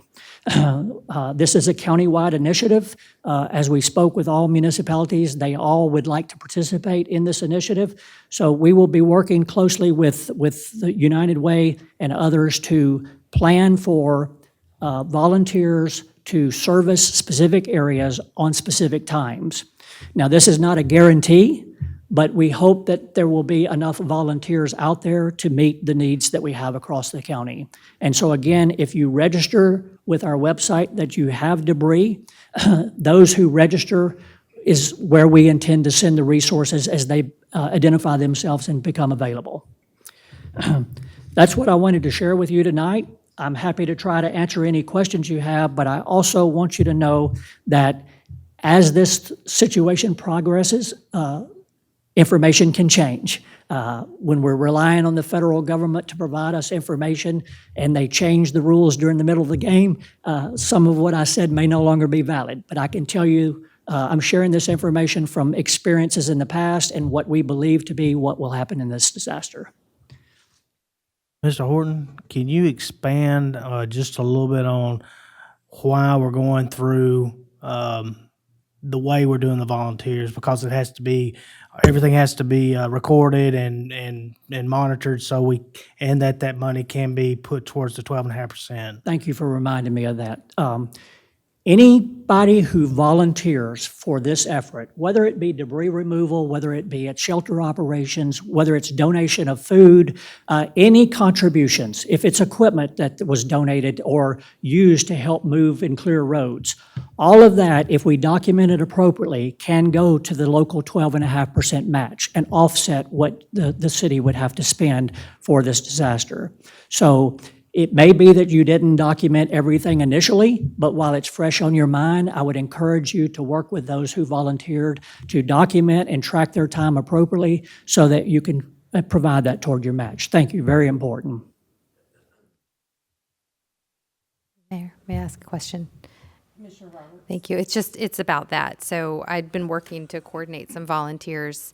And so the people who have done this already is it the 888777? That's where you register that you have debris. Okay, and Yes, then to log your volunteer. If you're doing something on your own, you'll have to track that yourselves. Okay. And report it to us. Yes, ma'am. And It how do has- So volunteer, when you're documenting volunteer time, you have to have obviously their name, their address, their phone number, those kinds of information, but you also have to know the time they started work, what work they did, and where that work was performed.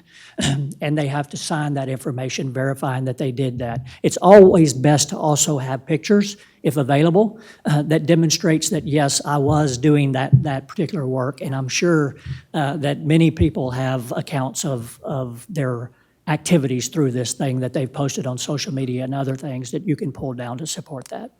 Oh, yes, I think that for at least my knowledge right now, that's easy enough to track, but where do we report that? You'll send that to our office. Via email? Yes, you can send it to Tom if you want, and he can forward it to our office, or you can send it directly to us. Just like a spreadsheet? Yes, ma'am, that Okay. would be fine. Okay, thank you. That would be fine. And as we develop these future volunteer opportunities, if they register as I want to be a volunteer and they register through United Way, again, we'll provide that information soon. Then United Way tracks all of that through them identifying when they're available to volunteer and where they're available to volunteer. I said the Red Cross, I think. The United Way will help track and manage all of that documentation and provide it to us.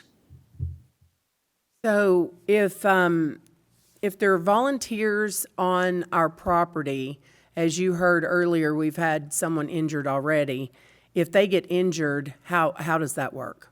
So I don't know that I'm prepared to speak fully on that. I can certainly get you some answers on that. I do know that when volunteers go out, part of what will have to happen is homeowners will have to sign agreements that they won't hold harmless, or, if the person's injured on their property.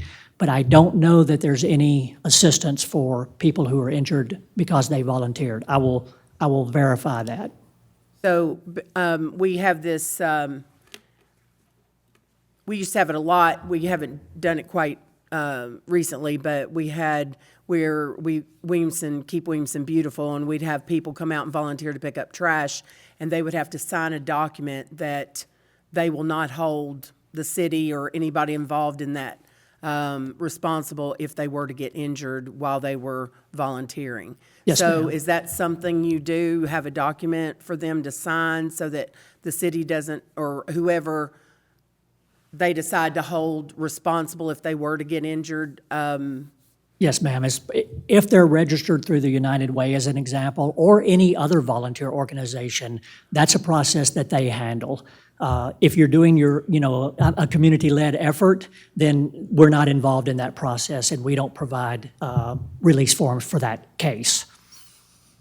And so the volunteer part of it would be actually getting in. Let me back up. So what is designated as debris? In this case, it's vegetative debris. So like tree Limb. limbs? Yes, ma'am. Twig, anything that from the ice storm had fell, like from trees? Yes, mostly. ma'am. Okay, and so you're saying the volunteer effort would be the way to get, if the people aren't able to get the debris from their yard to the curbside? Based on volunteer availability, yes, ma'am. We would task those volunteers to go to houses that have said, I want support with moving my debris, and they would help them get that debris to the right-of-way. Now, think about volunteers. Some volunteers bring chainsaws and wheelbarrows and other things to help. Some just show up with gloves and shoes on, right? And so they may can move limbs, but they may not be able to move stumps or the bigger parts of the trees. But whatever volunteer support we get, they will move as much as they possibly can. We are also working with Team Rubicon as an example, which is an organization that helps do debris removal across communities. We are trying to focus groups like that on waterways where debris has fallen in waterways, because we know as the spring rains start to happen, we don't want flooding to happen throughout our community because debris was in the water systems that individuals may not be able to get out themselves. So we have a variety of different volunteers that we can utilize as they become available, and we will target those to the areas where people have identified, I could use some help. So how will the people in our community know if or when the volunteers will be in their area? So all of that will be through our public messaging campaign. So Richard is in contact with Jill on a regular basis. As we push out information, he will forward it out. It will be on our website. It'll be through our social media. All of the PIOs across the county reissue anything that we put out regarding this disaster. So, and we'll be on AM radio as well. We'll get the information out the best way that we can. We're looking for civic organizations to participate in this. We're looking for faith-based organizations to participate in this. They can help get the words out to their populations and ensure that everybody that we can possibly reach knows about it. Okay, and do you have any idea how many people were helped at the warming shelter in Fairview? I think Commissioner Buffalini has information that we provided him. I didn't write it down here. I only wrote down the maximum capacity that we had at the shelter at any one time. But I think you had documented we sent So 117. it was 108 people, complete total. And then we had 18 animals, 17 animals and one bearded dragon. And that was over a period of how many? That was over 4.5 days. 4.5 days. So was your group in constant contact with the Pearl, the assisted living? Yes, ma'am. Okay, and do you know how long they were without power? Not without going back and look at my records. We have it documented, but I don't have it off the top of my head. And who was going to make the determination if they were to be evacuated? So there are rules that the state has regarding those type of facilities that when the temperature falls below 60 degrees, they're required to evacuate if they can't maintain 60 degrees. And 80 degrees is the top temperature that they have to evacuate if they can't cool the building below 80 degrees. That's automatically written in the law. And who were you in contact with at the Pearl? I'm pretty sure it was the director, but I don't have that information in front of me.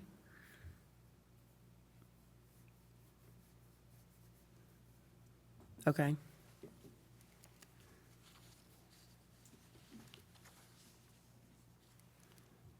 I have one other question, and I think you answered it, but let's say if there's for local volunteers who decide to do their own thing and not go through emergency management agency, and somebody gets hurt on private property, is it the the private properties who owns that?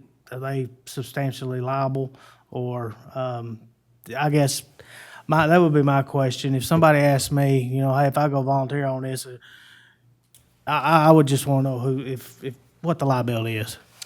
Yeah, so if a homeowner allows people on their property for any reason, that homeowner is liable for that individual. Some homeowners obviously have insurance to cover that up to a certain amount, and some do not. But I would encourage anyone who is allowing volunteers to come on their house just to make sure they understand the risk that they are taking. Again, neighbors helping neighbors is how we survive this. So I hate to turn around people, turn away people who are willing to help me in times of disaster, but you do take on a liability. And that would And that's, include, and that's why we have the hold harmless forms when these individuals go out. okay, so you're saying your volunteers will sign a hold harmless, so. They won't be our volunteers. They will be volunteering through the United Way or one other of these organizations that provide this. that's what I was Yes, referring ma'am, and to. they have their forms. And the contracting, like you were, what I said in the beginning was not my opinion. That was what I No. was told to give information about. Yes, ma'am. So you're saying if someone hires a contractor to take the debris up to the street, then just help me with that again, because I know that we have said that they would have to haul it off. So, Yes, help ma'am. me with that again. Let me know what your, Most municipal governments have a standing policy that if a resident hires a contractor to remove trees or limbs from their property on a daily basis, that they're required to dispose of that debris as well. They cannot move that to the right-of-way.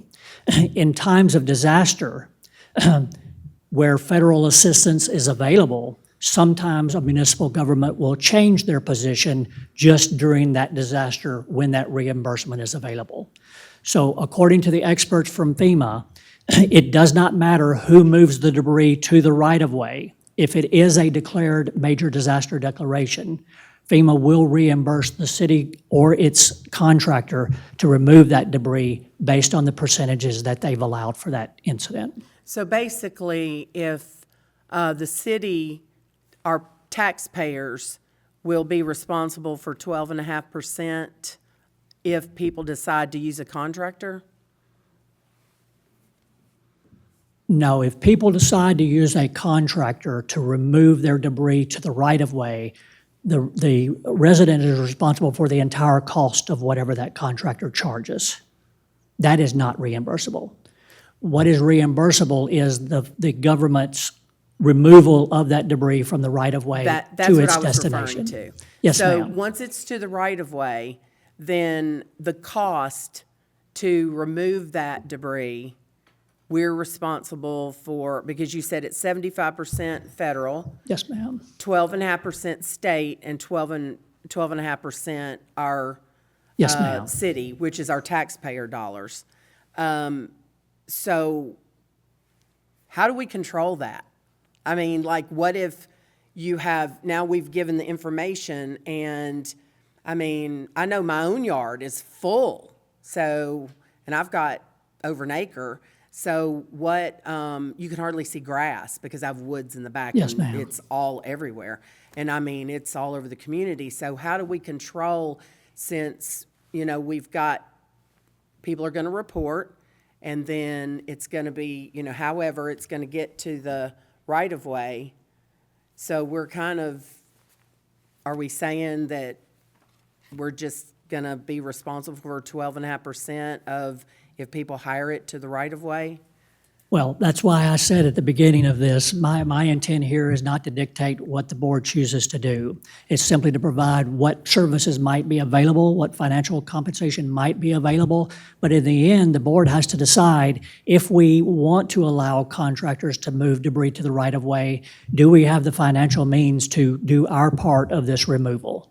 That's not a decision that I can answer. Exactly, and that's- that's exactly where I'm going. Yes, ma'am. Because this could be a huge number across our community. I think we would probably have to, as a board, decide if our citizens' tax dollars can cover 12.5% Yes, ma'am. of, so. Absolutely. I'm just looking out for, you know, the expense of, you know, we definitely want the debris removed, but it's good to think about volunteers bringing it up there and then it being removed, and our chipper service and the cost of what it would cost if it was hired to be done. So. Commissioner Roberts. Thank you so much. I'll make this really quick. This all kind of brought into the forefront something I'd been conceptualizing and working on for a while, which is just a sort of local organized effort to pull together our nonprofits and people who want to volunteer and share their gifts and people to know what our nonprofits do. And so then the storm came, and I thought, well, this is a really great way to create something. So I whipped up something really quickly, and we've had a lot of interest in the community, which is really encouraging. And it became really quickly, obviously, something that could get big and out of control. And obviously, there are liability issues that come up. I actually had a conversation with Debbie Rainey, who's our United Way representative out here yesterday. And so I was already in the process of converting, and I needed to reach out to the volunteers to tell them this, to converting this to a United Way volunteer sign up, and then asking the homeowners to report through these systems so that that would all be converted over to this process. And nothing would actually be coordinated at the individual level. So if there were any concerns about what I know we're talking about it. I thought, well, if there are any concerns about what I'm doing, I was planning on scooting it over there and formalizing it, and not even realizing that the United Way can also do all of the things I was conceptualizing. Yes, ma'am. Because they already have the systems in place, like the database through hands-on and things like that. So it's all working together very well to organize it. But I wanted to mention that in case anyone listening here or on Facebook are concerned about that. That's the future plan, to just get in touch with the people and to mention that. But I'm so glad to hear this, and not to belabor the point, but to what Mayor Anderson was just saying. So if I understand it correctly, right now, the city is not covering the cost if contractors cut down anything and move debris. So citizens have to get their debris picked up. And it would only be, if I heard you right, if we had a major disaster declaration, then we would have the option. Right now, we don't even have the option this isn't even on the table because there hasn't been a major disaster declaration by the federal government yet. For reimbursement, that's correct. Yes, ma'am. Okay, great. Thank you. Yes, ma'am. And Debbie Rainey is who we met with this morning, reached out to her tonight. Obviously, a disaster goes through phases, right? And so our first focus is on response. And as we transition into recovery, that's when we begin engaging these other partners to help follow through with the full recovery process. Mayor? Commissioner Buffalini? Thank you. I appreciate everything you and your organization has been doing for the city of Fairview and for all the cities throughout Williamson County. You said something about response just now, so I'm curious, and I think you and I had a brief discussion about doing something like this, was having on one of our properties here in the city a Connex box or a lockup box or a trailer ready to go with emergency, for an emergency situation such as cots, blankets, anything like that. Is that an option for the city of Fairview, but on a grant program, not a cost to the citizens? Yeah, we could definitely explore grant opportunities for a variety of things, and that could be an opportunity that could present itself as well. In this case, the shelter trailer that was deployed to Fairview and to Franklin came from the city of Spring Hill. They started a program many years ago and bought that trailer and for a community emergency response team, and they bought that trailer, and it's just sat there all this time until the need arose, which was many years later. That trailer is only able to accommodate 300 people in a shelter, and so it's enough to get started, but not necessarily enough to sustain. If everybody that needed a shelter during this event would have taken advantage of a shelter, we would have been overrun with local capacities. We rely heavily on the Red Cross, and Red Cross is a great organization, but it takes time for them to mobilize. And then when you have ICE on top of that, that extends that mobilization. So while we reached out to the Red Cross immediately for shelter operations, they weren't able to get to us until we opened the Martin Center in Brentwood, which was just a few days ago. And in that case, while we had 25 families in the Grassland, North Brentwood, North Nolensville area said they wanted shelters, nobody from the community utilized that shelter. But we kept it up and operational and in a standby mode, ready to deploy at any moment. So while many organizations do tout, rightfully so, that they're here to support and help, we have to understand that for the first 72 hours, we've got to be self-sufficient. And even beyond that, in some cases, when the event is widespread. A tornado event usually has a defined path. It only affects a certain number of properties within that, and that's more manageable. When you have a widespread event like this, especially when it affects multiple counties in Tennessee and other states, the ability to get resources in to help becomes much less. And so the more we can do as a community to prepare for and be able to meet the immediate needs of our citizens, the better off we all are. And so what we don't want to do is have every city duplicate something that every other city has. But if we continue to work together and identify unmet needs, then we can share resources as necessary, because Spring Hill didn't have a need for shelter operations. If they would have used their trailer, right? Mm-hmm. So by us all contributing to the cause, we ensure that we have what our community needs to respond and recover effectively. That is great. Thank you for that information. I think this is something that we as a board should definitely look into, because we are on the opposite side of Williamson County, and in a situation like this, trees are down, it's hard for anyone to get from the other side, Spring Hill, Nolensville, over to Fairview. And like you said before, it wasn't just Fairview residents that were utilizing our shelter, it was surrounding areas as well, because they weren't able to get to their shelters or something else, which leads me to another question that I have for Tom and for you as well, sir. So Camp Marymount opened up a shelter after we closed the shelter here at the high school. Would that go towards the 12.5%? It's quite possible, depending on what they did to document it. Right. It's important, and I understand that this is, we don't have disasters very often in Williamson County, so a lot of people aren't used to understanding how disasters work when it comes to federal reimbursement. So it's important that any of those grassroots efforts notify our agency when those things are taking place, so that we can ensure that they know the proper documentation methods. We can document it in our system to ensure we take full advantage of the volunteer hours and or other donations that are made to offset the local 12.5% match. Okay, we appreciate that, because I know they're having a big effort this weekend up at Camp Marymount on cleaning their property. They've lost 2 buildings, their infirmary and another building. So I know that a lot of the churches are going up there. I know that we're organizing a men's group to go up there, and chainsaws and chippers and whatever else not that we can get up there and assist them with. And I know that they have been housing probably 20 to 25 folks every day, and they're supplying food and shelter, warmth, since the shelter here has closed down. So that might be something that we should contact the director of the camp with, and maybe get some documentation from him. If he hasn't gotten it already, we can possibly go forward with it for Yeah, this if you weekend's would, share me the efforts. contact information for them so that Absolutely. we can reach out to them. And let me stress again that while this effort to remove debris from the property is something that y'all are gearing up to do, we've not been approved for a major disaster declaration yet. So those volunteer hours presently could not be used for the 12.5% match. Right. They're If not, we- they're not removing anything. We're just cleaning up trails. and- Understand. Yeah. Understand, but even that would not be eligible at this point until we get a major disaster declaration. Correct. Thank you very much.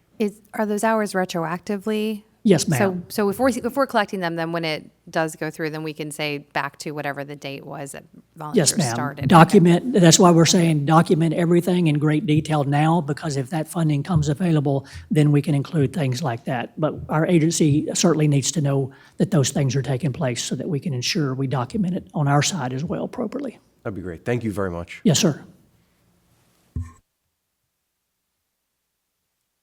Thank you, sir. Thank you. Yes, Thank you y'all so have a much. nice night.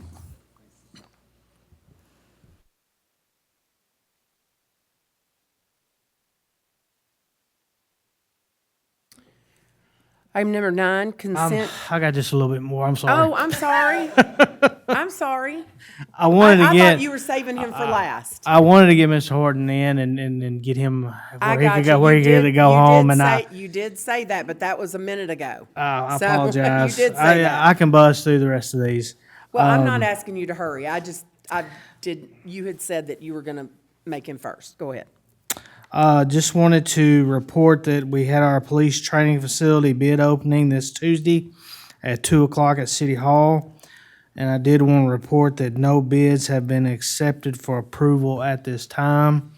We are looking at analyzing those very strongly and probably going to, I can't say what we're probably going to do right now, but I did want to, I tell you that we're looking at options going forward, but I did want to report on that. And I really don't have anything else to report if there is a question. So I can give anybody a copy of the bid sheets if they want it, but I don't have really anything to report other than we're analyzing and looking into directions. Number 4, welcome sign bid opening is scheduled for Monday, February 9th at 10 a.m. here at City Hall. Wanted to remind everybody that there's a planning commission meeting scheduled for Tuesday, February 10th at 7, and a joint work session between TPUDC, Board of Commissioners, and Planning Commission is scheduled prior to that meeting at 5 p.m. Also want to remind everyone that City Hall will be closed on Monday, February 16th, in observance of the President's Day holiday. And now I'm done. Thank you. Any questions? All righty. Item number 9, consent agenda. 9A, minutes from January 15th, 2026, Board of Commissioner regular meeting. Motion to approve. Second. Ms. Jones? Vice Mayor McDonald, Aye. Commissioner Roberts. Aye. Commissioner Hall, Aye. Commissioner Buffalini, Aye. Mayor Anderson. Aye. 9A passes 5-0. Item 10, old business, we have none tonight. 11, new business. 11A, Resolution 03-26, a resolution calling for a public hearing on the proposed annexation of territory into the city of Fairview by owner consent with RS40 single-family residential zoning and approving a plan of services 7320 Northwest Highway, 5.38 plus or minus acres, map 021, parcel 056.07. Mr. Greer. This comes to you tonight as a proposed annexation with a positive recommendation from the Planning Commission. That is an incorrect picture. This territory is on Northwest Highway. It is completely surrounded by the formerly Woodwick subdivision, now known as Oranshire. The request is for annexation tonight. The applicant has also requested a rezoning along with this annexation. You will see the rezoning requests go to the Planning Commission this month and then to y'all at a later date. The rezoning request is for R20, which would be in alignment with the rest of this development. Tonight, it's just the first reading for annexation to set the public hearing. There is a representative to answer any questions you may have. Ms. Allison, before I take a motion, can you just go ahead and come forward? Good evening. I'm Allison Carolla from T-Square Engineering. Our office is 111 Southeast Parkway in Franklin. Okay, and now I'll entertain a motion. Motion to approve. Second.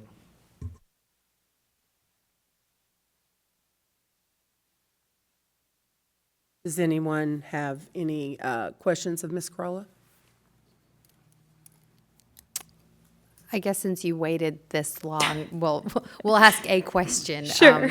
Because this feels pretty straightforward to me since it's another phase of the same and it's surrounded by the same. But it's kind of an interesting piece of property, just the sort of size and the topography. About how many houses are y'all thinking of putting on this? So that's a great question. We are actually consolidating with the existing Phase 1 portion of the development. So we're using a few acres of that to incorporate along with the road frontage there, as well as this property. And so those kind of areas combined are 14 homes is kind of what we see. But as Mr. Greer mentioned, we're also coming forward with the rezoning request. So that would be contingent upon that request. And then there's a house on this property. Is that, I know that's not what we're talking about tonight, but just since we're here. do Plans you are know? still tentative. Tentative, okay. Yes, ma'am. All right, cool, thank you. Yes, ma'am. And just to point out, this is something that we would consider, it's a odd terminology, but a donut hole. And when we have a donut hole, it is very important that we try, if it's owner consent, to get that filled in. So this would actually fill in that donut hole where it won't be, locked with properties that are annexed. This has been the intention, I would say, from the large part of the development. It's just been a matter of waiting on some owner consent and things like that, so. Anything else? Ms. Jones? Vice Mayor McDonald, Aye. Commissioner Buffalini, Aye. Commissioner Hall, Aye. Commissioner Roberts, Aye. Mayor Anderson. Aye. Thank you. Thank you all. Item 11A passes 5-0. Item 11B, Resolution 04-26, a resolution ratifying a proclamation declaring a civil emergency. Mr. Daugherty. Thank you, Mayor Board. It's my understanding that in order for the city to be eligible for recovery funds through TEMA or FEMA, we need to be under a state of emergency. And it's my intention to continue to extend it until all of our recovery efforts are completed. And this resolution just kind of gives your blessing for you agree with that extensions to continue.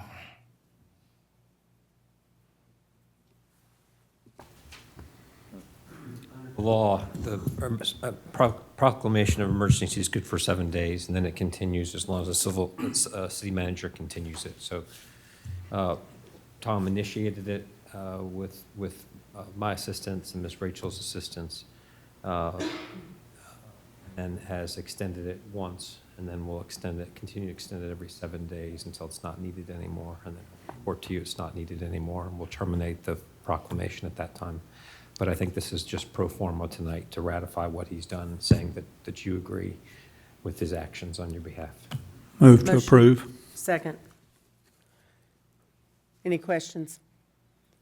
Ms. Jones? Commissioner Hall, Aye. Mayor Anderson, Aye. Commissioner Roberts, Aye.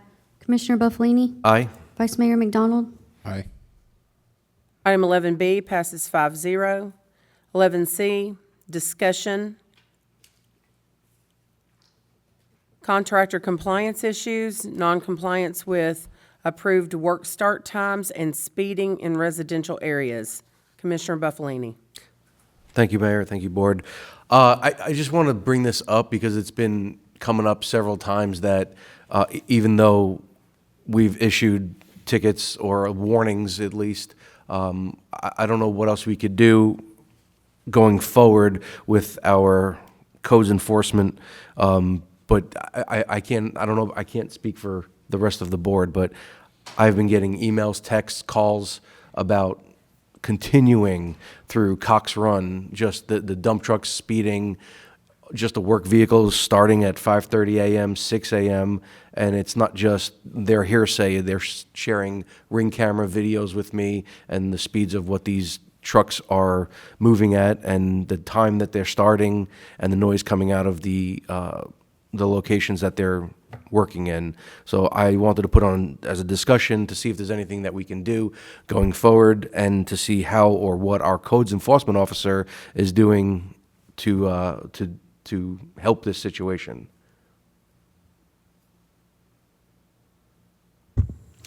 Out of our department, codes enforcement, to address it, first, we issued a notice to all contractors within the city back at the middle of November and tried to notify every single contractor that was available, that was doing work within the city at that time. The contractors that you're speaking of behind Cox Run were notified at that point. Currently, we have 20 active construction sites within the city. Those range from commercial sites to residential, single-family, townhome sites, multifamily sites. The active current construction hours are Monday through Saturday, 7 a.m. to 8 p.m., and on Sunday from 9 a.m. to 5 p.m. For codes enforcement, meeting with Mr. Daugherty, meeting with our police chief, Humphreys, we've identified that we will be adjusting the time schedule that our codes enforcement inspector works to accommodate the construction site operation hours. So for the foreseeable future, until we can get things more in alignment with our codes, we will be having at a minimum 1 day a week. Our codes enforcement inspector will be out prior to the 7 a.m. start time, visiting sites to identify who is in violation of the City of Fairview construction operation hours. And if there is a violation noted, they will receive a municipal code violation that ultimately results in an appearance in court. One other thing, if you can address, I thought I read in there where they can start their equipment, have it being warmed up 30 minutes prior to that. Is that That's still correct? They can begin warming equipment 30 minutes prior so that they're able to start work at 7 o'clock. So they can begin warming equipment at 6:30. If the citation is not dismissed, what is the fine? Mr. Carter, you We up can to speak to that, $50? but it's up to $50 $50 per day. Well, if the violation's a Per continuing incident? violation. per appearance in court? Or Per violation. Per Continuing violation, per you can do incident. $50 a Yes. day. That would, if it continues. would that $50 start after they have to come to court and then it's upheld and then the $50 starts? Or Well- Is that like like they would have to be out there every day? They would have to giving be them- out there every day, starting early. It would be it's hard for me to imagine how that could be a continuing violation. And how many, There'd be individual violations for each day they violate and each day they're cited. how many developments are going on right now? We currently have 20 active construction sites Okay, within the city of 20 Fairview. active construction sites, and they're only, and this is a state law, right? $50 a day? It's in the Constitution of In the, Tennessee. Constitution of Tennessee. So I just wanted to make it clear that like, there's nothing more than the $50 as long as it's upheld, which is unfortunate. Well, it's the $50 plus court costs. I don't, okay. the court costs are probably a couple $100. That's the real, that's what upsets people more than the $50.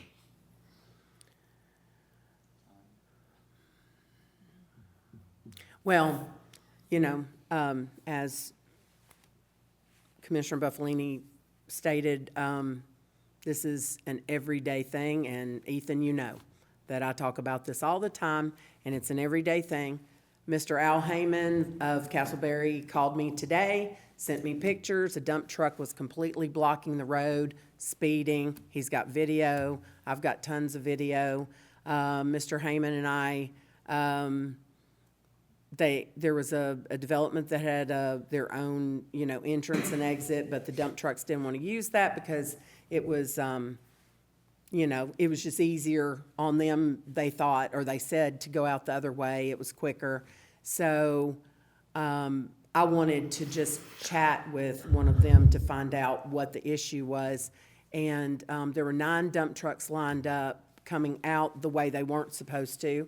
So I just kind of, you know, raised my hand to just see if I could ask a question.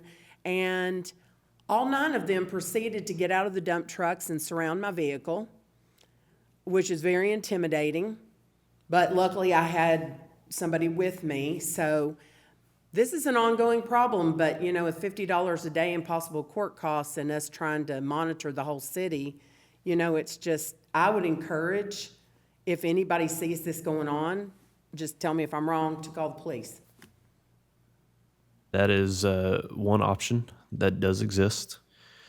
Our office for codes operates from 8 to 4:30 during the day, which is after the start time of construction and closes prior to the end time of construction. That's why we will be adjusting the hours. Again, for code side of our operations, the construction operation start and stop times is what we would be addressing. For speeding or any other traffic-related issues, please contact the police department. Mr. Greer, I'm sorry, Mayor. I had a question for Mr. Greer about the method we're citing. Okay, give me 1 second. Okay. So the other big concern is we have spent a lot of money on new paving. And I don't know if people are worried about, they love their new paved streets, and they're worried about, you know, these heavy equipment dump trucks, you know, damaging our new streets that we've just spent a lot of taxpayer money on. So I just wanted to put that out there. I don't know if there's anything that can be done, but, you know. The contractor or developer should be using the approved entrance to the project site, and if they're not using it, then that's a possible violation and a possible stop work order situation. So that's how that would be handled. Mr. Greer, when you have people starting early on projects, are you citing the developer, or are you citing each and every worker on site separately?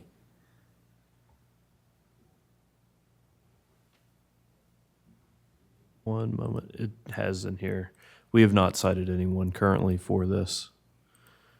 Other communities have begun citing, when it becomes a real problem, they begin citing each and every worker individually that's on site that begins work earlier than the bona fide start time. So I'm not sure what the practice has been, but that may be something to Responsibility consider. for violation within our code has the operator of any vehicle or equipment from which the noise is generated, the owner of any vehicle or equipment from which noise is generated, any person carrying out any delivery or service which generates noise in violation of this division, the owner of the property at which the service is carried out on, the owner of any business for which the service is carried out for, any person otherwise creating a noise in violation of this, and any person who has the authority and ability to prevent the emission or continuation of the noise which violates this provision. So Board, you could end up with many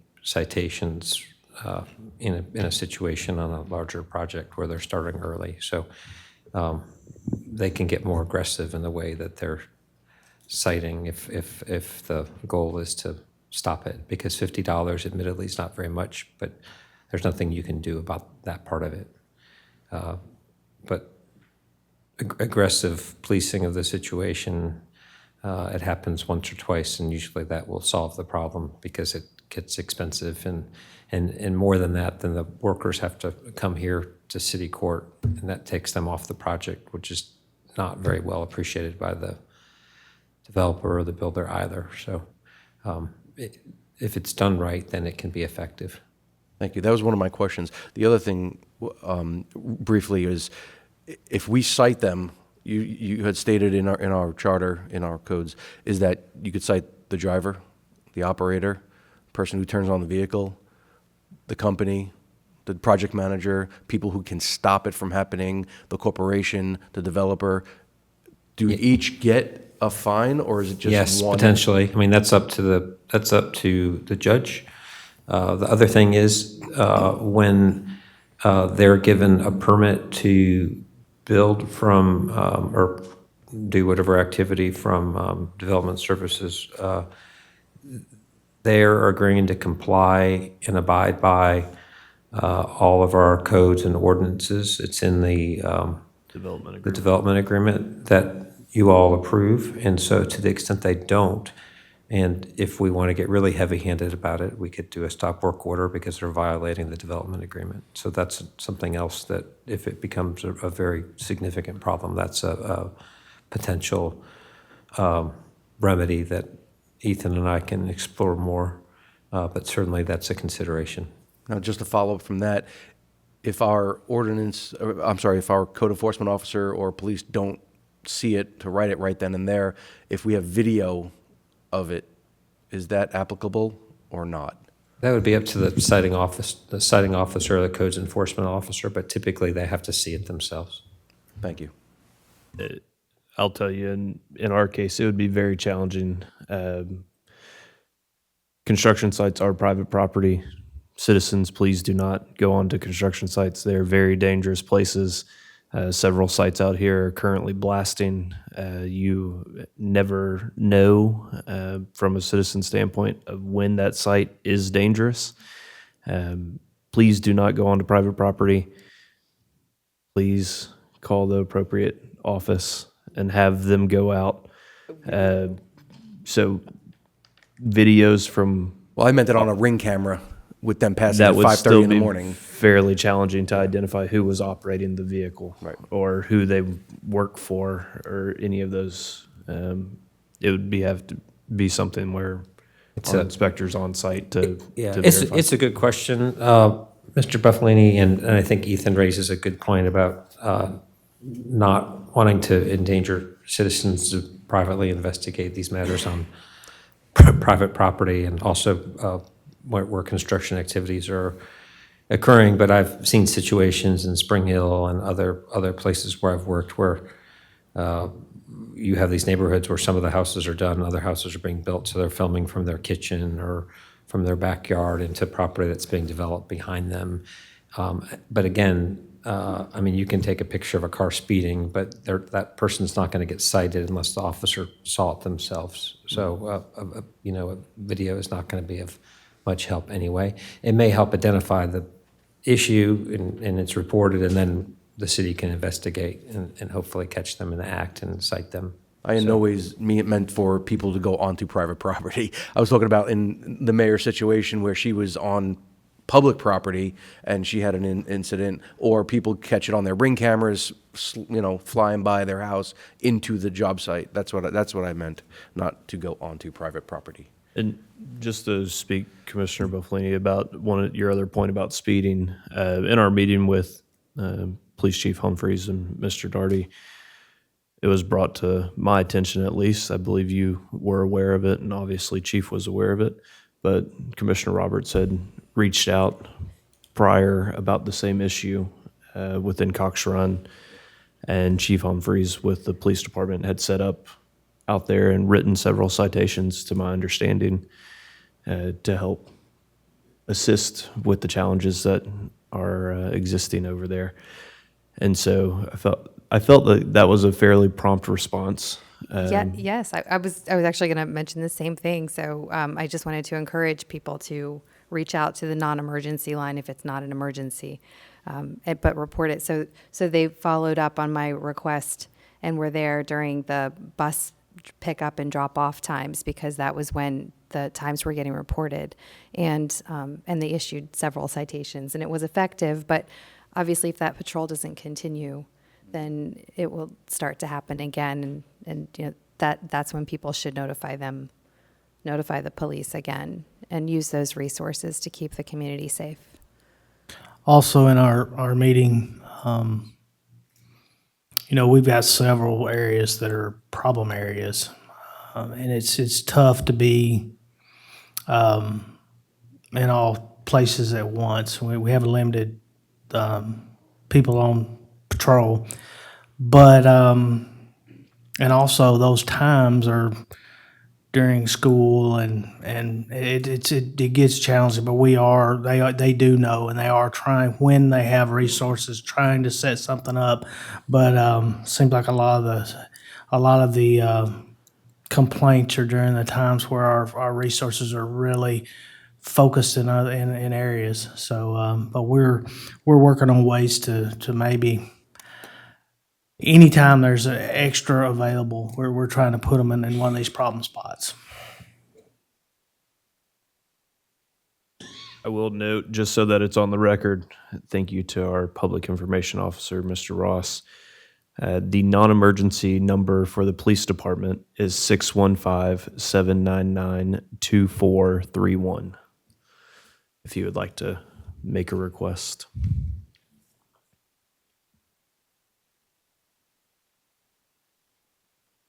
Anyone else? Okay.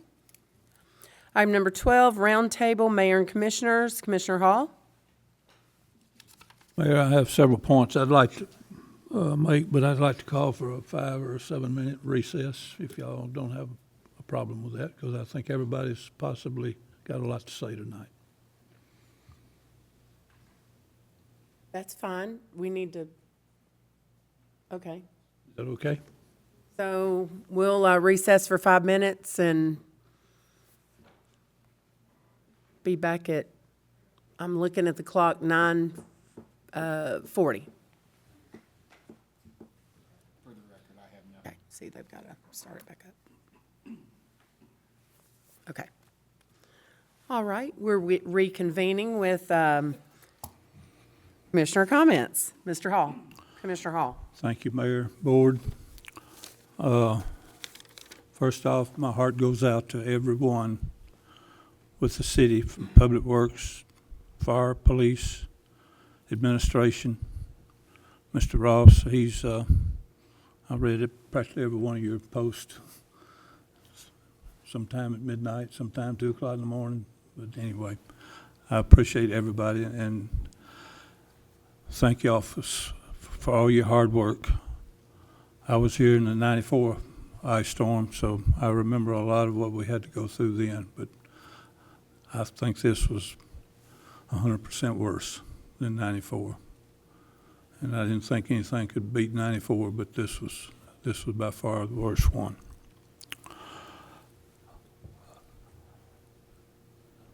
Mr. Horton made a fantastic report. I want to thank him, even though I didn't question anything that he said, because he's such a brilliant man on all of his government things that he goes through and everything. So I want to thank him for being here tonight.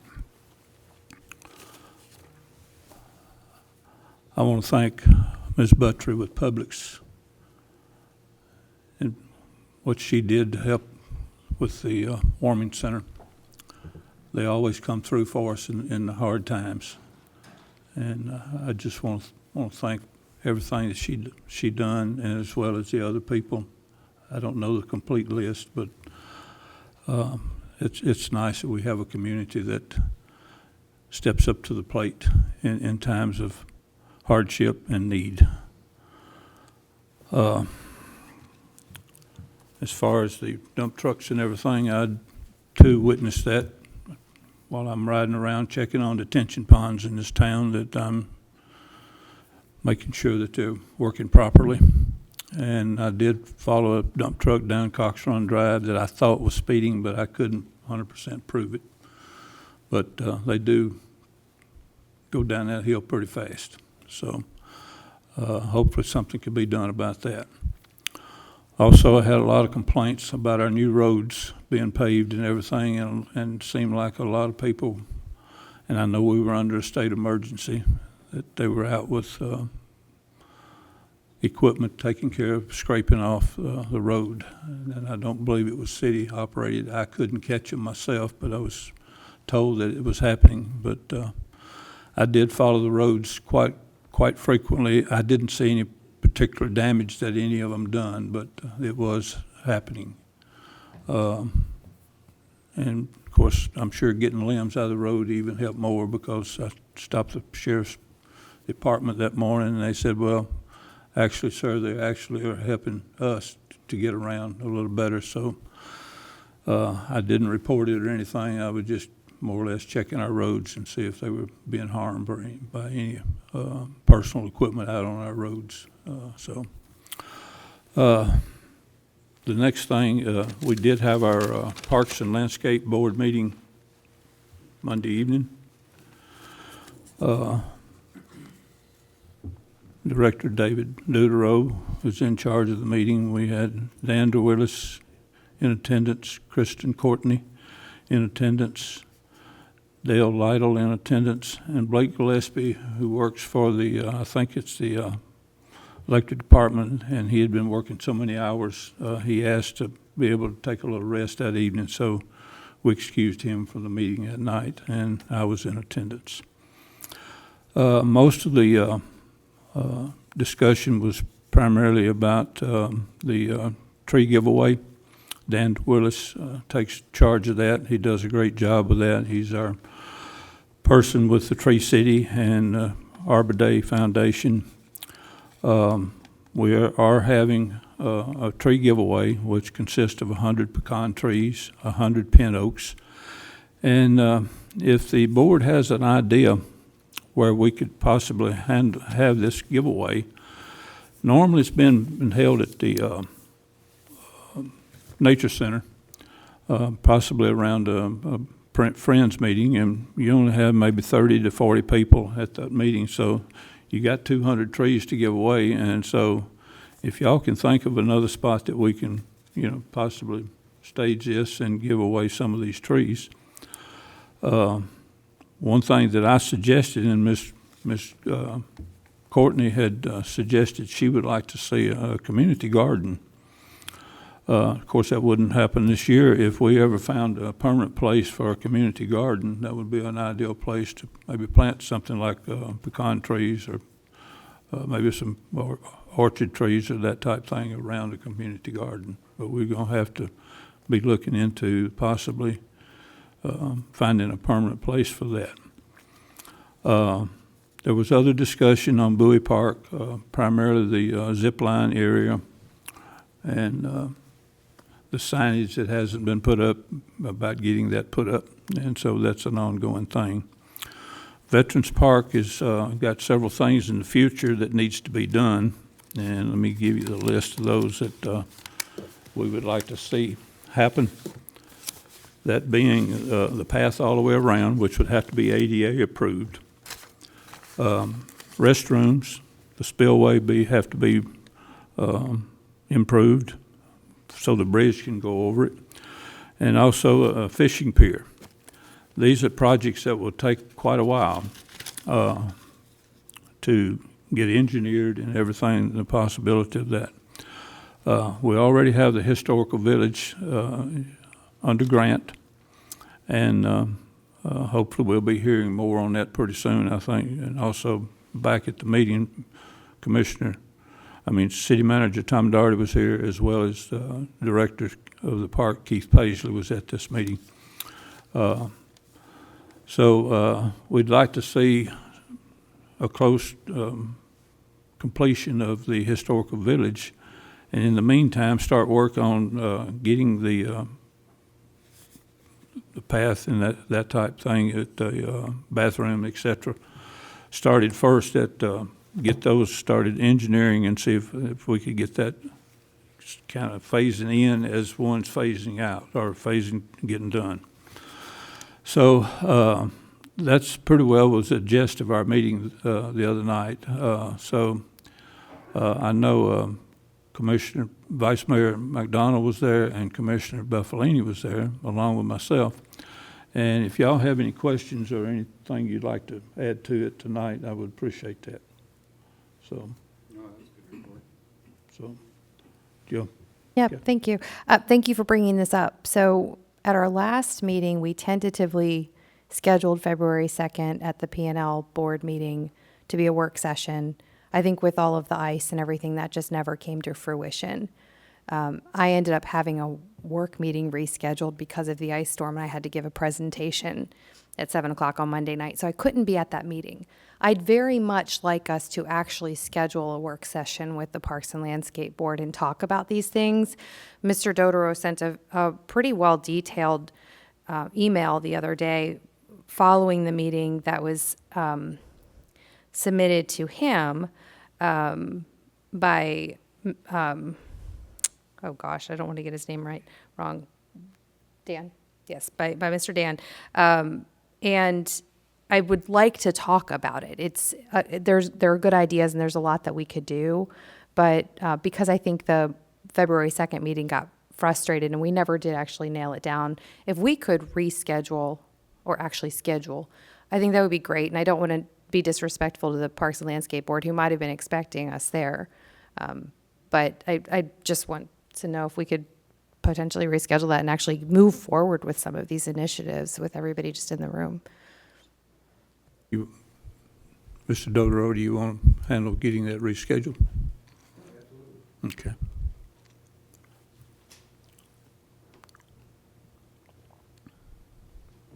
Dodaro, Chairman, Parks and Landscape Board, 7551 Cherokee Hills Road, Fairview, Tennessee. Yeah, absolutely. We'll have another workshop meeting and go over the big list that was sent out in January. As far as the Arbor Day tree giveaway, that's going to happen March 7th, so there's not going to be a whole lot of time for discussion between now and then on that one. But whenever you guys want to schedule a meeting, our Parks and Landscape meetings are the first Mondays of every month, unless it's a federal holiday. Since we're all here right now, though, do you need anything from us for the Arbor Day, since it is coming up pretty soon? Tables, a little canopy pop-up tent if the city had something like that, and then I know Mr. Ross would be more than happy to help publicize on the social media and the city website, just to get the word out. We're not looking for massive growth this year. We only got 200 trees. Last year we had about 50, 60 extra we didn't give away, but we'd love to request 400 trees next year. Great. Mr. Daugherty? David, I apologize. I meant to get some communication to you, but Kimley Horn has requested to meet with you to go over some of the grant items for the historical village and meet with the board.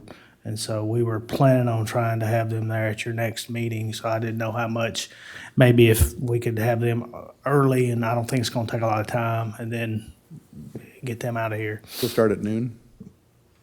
It's just up to you. They just wanted to get on your agenda. Tonight's meeting went And awfully long. it's on my mind, and I don't wanna forget. Thank you.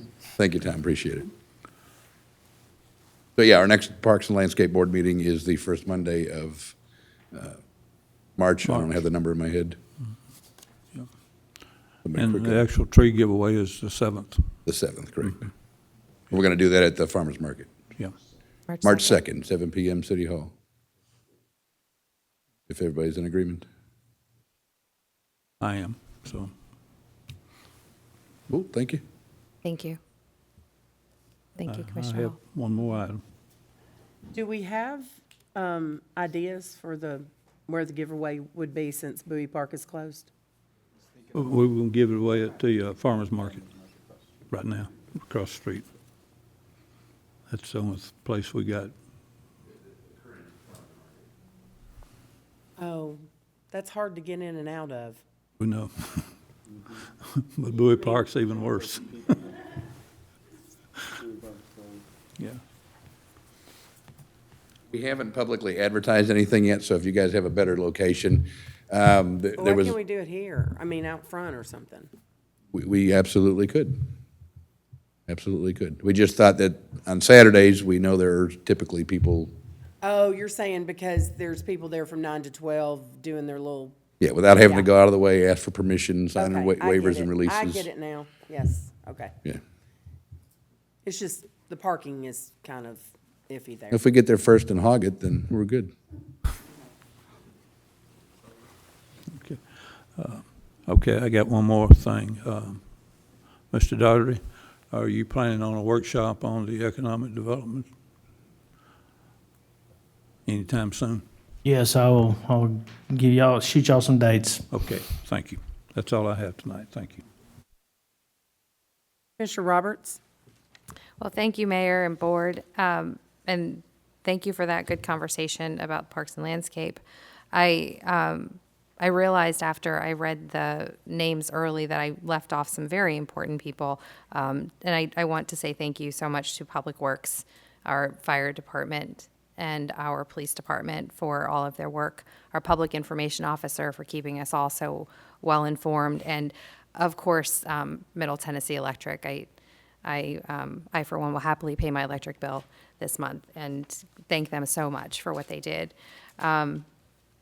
I don't have many other comments. We've got the book sale coming up for the Friends of the Fairview Library. That's coming up later this month, and I think that's about it. I hope everybody is recovering okay here in Fairview from the storms, and we'll just continue marshaling the neighborhoods and community and taking care of each other. Commissioner Buffalini? Thank you, Mayor. Thank you, Board. I'm not going to reiterate everything that everybody else has said tonight, so I want to just echo them. Thank you very much. But I do want to let everyone know that Camp Marymount this Saturday, once again, is having a cleanup. So if anyone's available, please join us at Camp Marymount. They're going to have pizza all day from Hunt Brothers Pizza is going to be there all day and night. Then they're cooking lasagna for dinner. I am not cooking it. Someone else is. So we're going to be there day and night, and if you want to stay overnight, they have lodging, and it's going to continue on Sunday as well. I did want to briefly ask our fire chief to come to the podium and just reiterate our burn regulations here in the city of Fairview, because I've gotten many questions, and him and I have had some conversations, so if you can just reiterate that. Thank you, sir. Mayor, Commissioners, just wanted to kind of answer Commissioner Buffalini's question. I know that it's been asked from the community. We've had some people ask. I talked with the fire marshal. We've looked over our burn permitting. We have not changed anything with our burn permitting right now. All of our restrictions are based on safety. 50 feet from a structure, 50 feet from the property line, wind has to be a certain, and we're not willing to let people burn closer to their house or closer to their neighbor's house or burn in high wind situations. So right now, you still have to come get a burn permit. All the rules still apply. So if anyone has any questions, they can call the station, they can go over that with them, but we've not lifted any of the burn permitting at this time. So in the city limits, they were able to burn 3 by 3 by 3, 3 foot wide? So most of the time when people are asking that, it's for a fire pit. That's what we use. That cannot be any closer than 15 feet from a structure either. Thank you. Safety reasons. I appreciate that, Chief. Thank you very much. You're welcome. To continue my roundtable, I also want to thank Levi Greco, who was here with the Cub Scout Pack 309 with the food drive. So just be on lookout for that. That's something great that's going to happen. And if you want, you can drop it off at the schools as well. I'm sure they'll be able to hold it on for the PAC to come around and collect. Thank you to Richard Ross for everything you did with this ice storm. Was just tremendous, and the communication level that went out. And someone that wasn't mentioned earlier was Carolyn Roberts, Commissioner Carolyn Roberts. She didn't mention herself in there, who was echoing all of the communication that was on Facebook. So I want to personally say thank you for all of the echoing that you've been doing, the communication you've been doing, and what you're doing right now with your neighbors' Facebook page is just, it's incredible. So thank you very much for that. And Chris McDonald, Vice Mayor McDonald, and former Vice Mayor Brendan Butler were out in the ice storm picking up folks from their houses and bringing them to the shelters. So I just want to thank both of them personally. That was tremendous, and to get out there and risk a lot. And I mean, they have some stories that they could tell you another night, but I know that Vice Mayor is very tired right now, so we want to get it. But I know that Uncle Lenny's Country Cafe supplied dinner and lunch for 2 days, and they didn't even think twice about saying yes.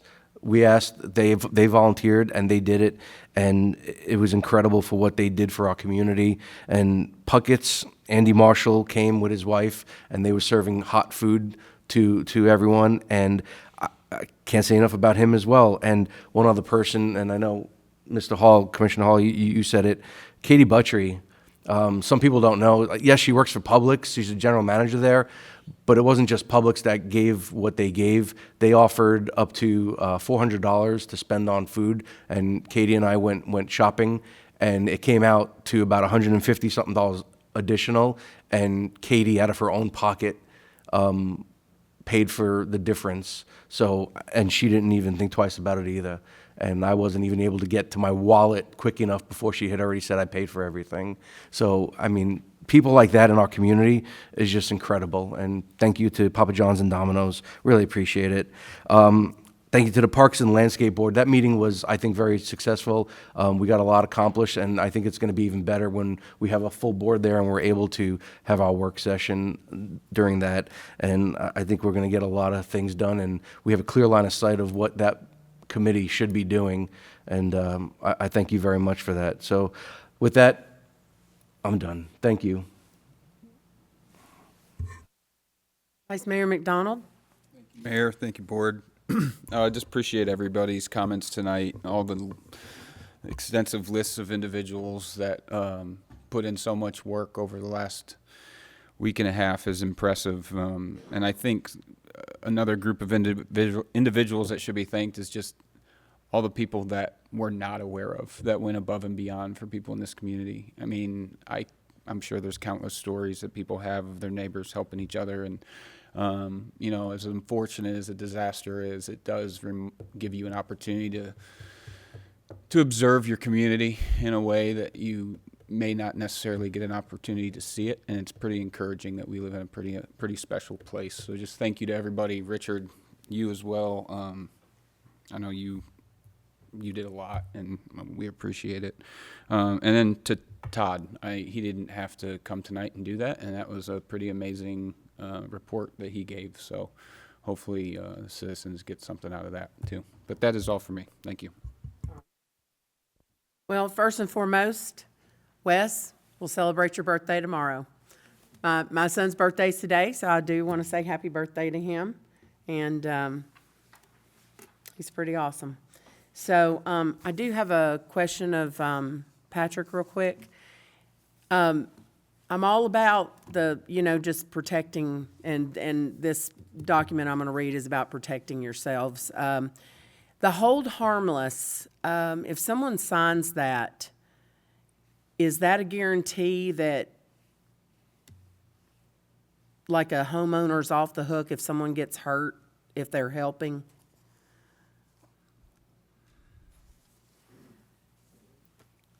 It would depend on, I mean, I haven't reviewed the document, so I don't want to opine about something that I haven't Just in general, prepared if or read, someone but yeah. signs, I'm gonna hold you harmless if I get injured. I mean, that's the idea behind it. It's an indemnity, hold harmless. and sometimes includes defense obligation. It depends on what conduct is being waived, whether it's just negligent conduct or gross negligence. I mean, that's the idea, yes, but without reviewing the document, I don't really want to go too far. Okay. All right, so I'm just going to read this. You can put it back. Yeah, because my son's wondering where I'm at because it's his birthday. But things happen. I mean, he has to be flexible. We'll celebrate tomorrow. So, well, I mean, right? Still have 3 more hours, right? Okay. 2 more hours. 2 hours. 2 hours. It's only 10 o'clock. Yeah. So, okay. So I've got to read a public service announcement, and I'll keep it short. I'll keep my comment short. So, if you hire a tree contractor, protect yourself from scammers. And a lot of our seniors get taken. So please be careful and watch out for your neighbors. Be cautious of door-to-door offers to remove trees and debris. Avoid paying in cash or paying in full upfront. Ask for a written estimate and contract before the work begins. Verify business license and insurance. So if you've got, you're hiring somebody, they should have insurance, and then they won't sue you if they get hurt, or at least it's covered. Watch for high-pressure tactics or today-only pricing. If it sounds too good to be true, it probably is. Legitimate contractors will not rush you, demand cash, or refuse documentation. Get recommendations from trusted neighbors and relatives. If you suspect a scam or feel unsafe, report it to the City of Fairview Police Department, 615-799-2431. Stay alert, and it helps you and your neighbors during the recovery issues. Storm debris placement it's got to be 5 feet on all sides away from a fire hydrant. Keep away from power lines and do not put debris under power lines. Keep debris out of the street, as I said earlier, because this could cause an accident. If you live within the city limits, check your local guidelines for specifics. Every city is going to have a different situation like we were discussing tonight.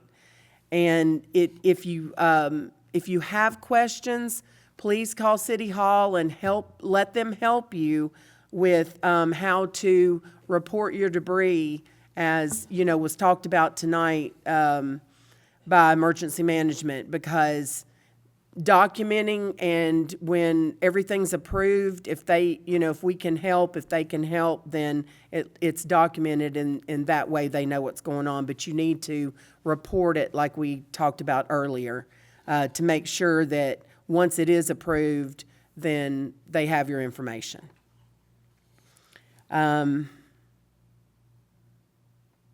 I think that's about it. Like I said, if you have any questions, because I've had a lot of people calling about, all the specifics. If you didn't get it from our meeting tonight, please call, I don't know, who would be the proper contact? Richard? Hate to put you on the spot, but. People can contact Public Works, or they can contact myself, either one. To get the information of where they need to report so they're on the list. Correct. And I'll be in contact with City Manager Tom Daugherty, and then we'll just go that route as well. Okay. There's just been so many questions about the debris. I wanted to get that out there. So I'm just going to say a blanket thank you. There's so many people who we don't even know that have helped their neighbors, and so many people, so many restaurants, our own staff, Public Works, Richard, everybody. Like Vice Mayor said, in times like this, we see how our community's special, and trust me, others sometimes aren't, they don't help like our community rushes to help and give. So it's much appreciated by everybody.